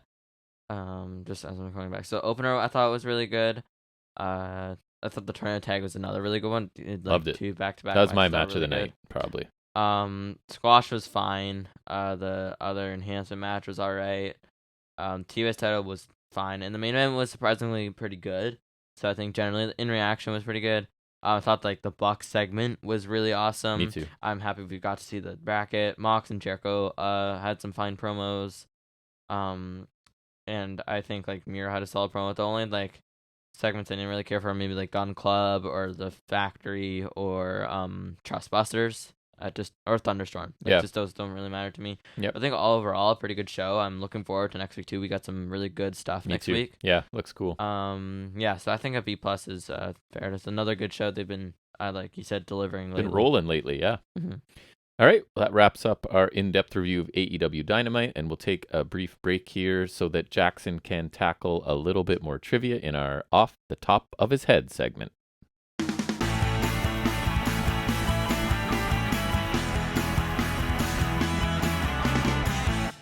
All right, so we're going back to NXT trivia that we started last week from funtrivia.com. Seemed to be pretty decent, so we're going to I'm going to cherry pick some of the better questions here to see what you know. All right, you ready? What was historic about the main event of NXT TakeOver Respect? Was that when Owens attacked Sami Zayn? It is not. Nope. Something historic. Oh. Yeah? It was Bayley and Sasha, right? The Iron Woman. So that is what? Why is that significant? First Iron Woman. And? First time? Oh, they main evented. That women main evented a pay-per-view. Yes, so both of those things correct. Sasha Banks challenged NXT Women's Champion Bayley to a rematch at TakeOver Respect. And what type of match did they compete in, which you just answered? Yeah, 30-minute Iron Woman. Correct, Iron Woman, but only 30 minutes, which I thought was interesting. Which former That's IW... They usually do now. They haven't done an hour long since, I think, Orton Cena, which was either 09 or 10. Which former IWGP Intercontinental Champion made his debut at NXT TakeOver The End? It's a hard one, actually. It's not what you would think. IWGP Intercontinental Champion? Andrade? Correct. Or La Sombra. Yeah. Good one. I thought that you were going to immediately your brain would go to Japanese wrestler and that you'd never get it. So No, I when you said that, I thought it was Nakamura, but then at the end, I was like, that by that time, like, yeah. Nakamura would have been around a Yes. little bit. Who did NXT Tag Team Champions The Revival face at NXT TakeOver Dallas? That was American Alpha, right? I Correct. think that's when they won the titles, and then they lost them back at TakeOver the The end. Revival won. I remember watching that. The Revival won their first NXT Tag Team Championships. Correct. Mm. Oh wait, I thought American Alpha won that. No.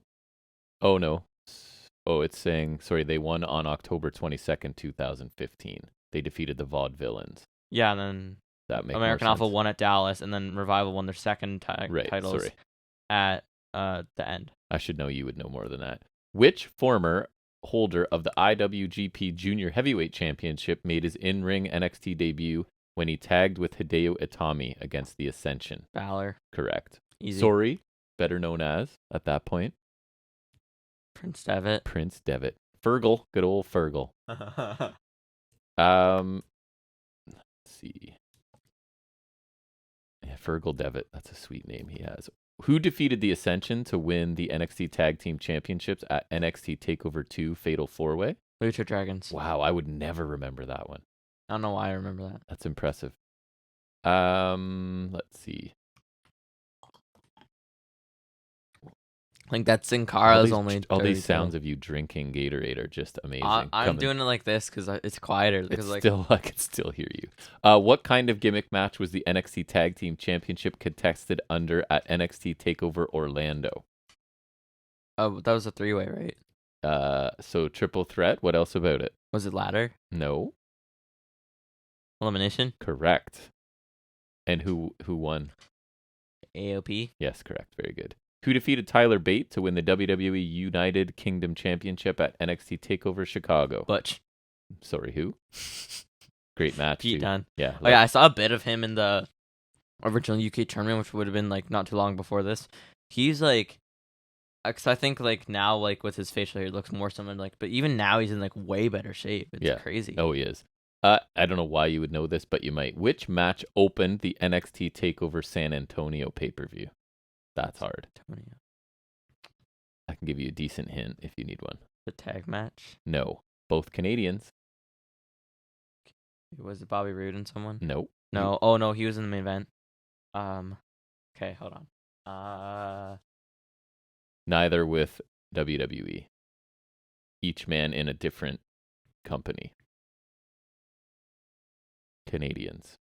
One in Impact, one in AEW. I think. The one in AEW, I haven't seen him in forever, so maybe he's not still there. Canadian boys, you're not getting there? Leader of a faction in Impact? Oh. You're right. It's EY and Dillinger. Yeah, now you remember? Interesting. No, I remember that feud now. That makes sense. Which tag team won the 2016 Dusty Rhodes Tag Team Classic AOP. And where was that? TakeOver. Was that Toronto? Correct, it was. Yeah, it was Shark Cage because of Paul Ellering. They beat TM61. Right. Which former member of the all-female wrestling promotion Shimmer made her NXT debut at TakeOver Brooklyn 2? Is that Ember Moon? Correct. Really? Yeah, it was. Yep. NXT TakeOver Respect. Bailey. Wow, that's a detail. Let's see if you know that. Bailey defeated Sasha Banks in that Iron Man match we talked about by how many falls? Was it sudden death? No. Was it 5-4? No. 3-2? Correct. Very good. Nice. Which former NXT superstar became the first to win both the NXT Championship and the WWE World Heavyweight Championship? Rollins? Correct. Yeah, because he was first NXT champion. He was, and he's definitely won the other one as well. Which tag team defeated American Alpha to win the tag team championships at TakeOver The End? Revival. Correct. That's what I was talking about. Yeah, that is correct. Who defeated Adrian Neville to win the NXT championship at TakeOver 3, Our Evolution? Zayn, right? Correct. I was going to say Bo Dallas, but Neville beat Bo Dallas. Very good. Oh, wow. If you know this one, you know too much. Which match opened NXT TakeOver pay-per-view? What? So the first one, I guess, or whatever first one. I think it was the second one they called Takeover. Yeah, Anyways, 'cause the first one was NXT Arrival. right. So who fought in the opener of that? No clue. Neither, with one in New Japan. Was one of them? I had a feeling what was his name? CJ Parker or whatever? No, not him. Not him. Camacho and Adam Rose. What the hell? Good luck. Let's see. Camacho. The Authors of Pain defended their NXT Tag Team Championship against who at Brooklyn 3? Oh, Sanity. Correct. I would never remember. Sanity. No, I remember because Sanity won the titles. And I loved all of these pay-per-views, and I still don't remember. Sanity won the titles that show, and then after that was when Red Dragon showed up. Nice. And then they at the main event they attacked Drew McIntyre when Cole debuted. And so they all debuted. Right. Except Roddy, he was already there. Which former Pro Wrestling Guerrilla champion made his NXT debut, pay-per-view debut, at TakeOver San Antonio? That's tough. PWG champion. And this person is still in NXT to this day. Any guesses? He is part of a faction in NXT. Roddy? Correct. Very good. Let's do a couple more here. Which former holder of the TNA Championship did Almas face at TakeOver Brooklyn 2?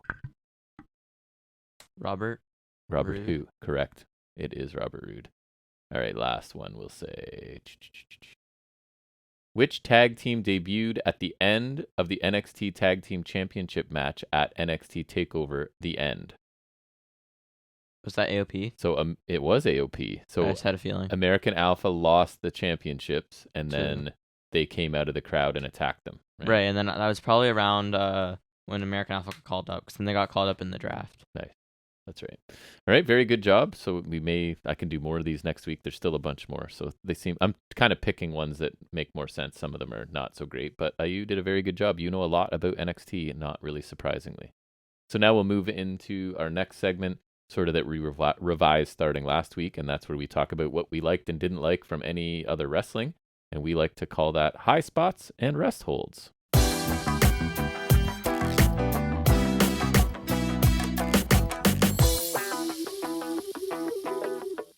All right, so my Highspots and Restholds, I watched all of 2.0 NXT. I watched all of... How's it feel to suck? I watched all of Impact this morning, and I watched and it was on while you did other things for you, a bit of UK, right? So I have a bunch of things. I don't know how many you have this week, but NXT High Spot to start out, to give NXT some praise, and it's actually a segment, which is even less common for 2.0. Agreed. But there was an in-ring segment between Carmelo Hayes and Giovanni Vinci that I thought was actually really good. Damien Eichner. Again, it's like simple, believable stuff, right? Like that is not their strong suit. No, and Vinci's doing a good job in this character, and he's a lot better doing promos on his own than I thought he would be, right? So this because I guess maybe it also helps because Eichner kind of lacked personality. It's basically the whole, you're holding a major title, I'm new here, but I'm awesome, and I want it. And Hayes going like, who the hell are you to step to me and want this title? So just really simple. I thought it was well executed. Oh yeah, they're doing a special next week. So that was a high spot for me. Do you want to go, or do you just want me to rhyme off a couple? What are we saying? I can do one, yeah. Go ahead. So I put one as like either or, because I'm not sure where to it was be written. determined. It's not really newsworthy to me, and it's also not one of these. So like, if it was maybe bigger, I would have put it in the news, but it's not. So Sonny Kiss took a loss to Parker Boudreaux in a squash, and then later in the show, Sonny Kiss loboed Orange Cassidy. So Sonny Kiss joined the Trustbusters. Oh, really? Yeah. Well, interesting. Even another like kind of strange addition for them. Yeah. That's okay. I don't really care. So it's just like, it's not necessarily a rest hold. It's just I don't care. So then it's probably more of a rest hold for you if you don't really care. If you got to classify it. Not like bad. Pick one, man. You can't have a segment called High Spots and Rest Holds and then go, this one's neither a high spot or a rest hold. High hold. This kind of doesn't make sense. My next one's a rest hold, and that is the very, very young, so obviously can be forgiven, Thea Hale faced Ariana Grace, which is Santino's daughter, right, on NXT. And who hit a Wade Slam. This was a 4-minute match that kind of is one of those, like, makes you wonder if either of these women should be on TV at this point, right? Like, unfortunately, that happens in NXT sometimes. Hale is just like frantic quickness with not much technique. And I thought Grace looked lost too, maybe just not experienced enough to carry someone as young as Hale. Really weak match. I will say, and I've seen Hale wrestle on NXT and UK this week, she's really energetic and committed to doing whatever she's supposed to do, like character-wise. I think she's kind of advanced in her effort and charisma, but in ring she's looking not so great to me at this point. Do you want to turn now? Resthold. Yeah, I saw a little bit on SmackDown. It's not really much, but that's okay. Pat McAfee was just punting at sign footballs to the crowd. I Who heard cares? that the big complaint I hear about him from a podcast I know and trust is that it's become too much about him, right? Like that SmackDown is about him for the most part, and it's not about wrestlers and it's not about anything else. It's about him getting himself over, and that is exhausting for people to watch. But for sure, people seem to like him. Really quick rest hold from NXT. Lash Legend's current gimmick, or at least what she was doing on this show, where she is literally talking the ears off whoever she runs into backstage. So it's Blade and Anafe. Blade first, then Anafe shows up. Well, I guess that's not too different from what she does always. She's talking about her match from last week. Instead of, I guess, the talk show. Right. And then has she done that in a while? She's literally in mid-sentence, talking about her match, and the camera just cuts away onto something else. So it was the whole gimmick was that Malik Blade and Anafe are trapped listening to her, and literally it's like cuts her off and goes to the next segment. Fantastic. So I was not a fan of it. Anyways, anything else for you? Saw a high spot. Gunther retained the IC title against Nakamura, and I heard that was good. Yeah, I hear that Trips is liking Gunther, right, and may treat him a bit more seriously. I only saw a bit of it. Like, I saw him hit a pretty nice chop, and then like a little bit more, and then I also saw the finish with the powerbomb. Yeah, but it looked like it was solid, and I imagine it would be solid. Yeah. High spot from NXT for me was Roderick Strong Apollo Crews match, like for a TV match, really good, hard hitting. Crews picked up the win, and Roddy sort of furthering the story with Diamond Mine because they were not at ringside with him, and he's blaming them for his loss. Whereas when he wasn't at ringside for the Creeds, it was a test, he told them. So that's what the Creeds sort of sarcastically told him here. But the match itself was good. Not surprising, right? Like Crews and Strong are both good in the ring. They're just not really good at other. Crews is really sticking around then. Yeah, they're just not good at other parts of professional wrestling so much. But good match. Anything else for you? Last one for me is kind of a weird one. They rest hold. They held some weird WrestleMania 39 launch party thing someday this week. I don't know when. It was in the stadium where Mania will be, I think, SoFi Stadium. It's just like a lot fewer people. Like it's like just in a small part of the stadium. Yeah. Like on a field or whatever. People like Snoop Dogg and Joe DeCio were there for some reason. Like it's just some weird launch thing. I don't even know what the point of it was. Snoop Dogg got like his own custom belt. Then it would say Lance Party, Kevin. Lance, yes. There's even a match or two in a ring. I saw Weird. a bit of it was Ricochet versus Theory. Yeah. So already cross brand, so it doesn't matter. It was basically looked like a house show match that they were recording. Nothing great. I didn't really care to watch. I was confused that there was matches there. Yeah, that's strange. So I was just watching a small crowd with like a small stage. There's like a really small portion of the stadium. It's like you could see like the rest of the empty stadium. It was really weird. Weird thing, I don't remember them ever doing a launch party like this. So, Office reference. Sorry, people, if you don't watch it. Maybe it's just because next year is the Hollywood WrestleMania. So, but like, still, it's weird. I guess, yeah, that is strange. Couple more NXT rest holds, then I'll move on to Impact. NXT rest hold still going. Tony D'Angelo, Escobar this week they met. What was the wording? It was something weird. Oh yeah, it was. Segment, but it was like this park in the dark. It looked kind of cool. And then it's just like a table with folding chairs set up for them to sit at. It was kind of like this.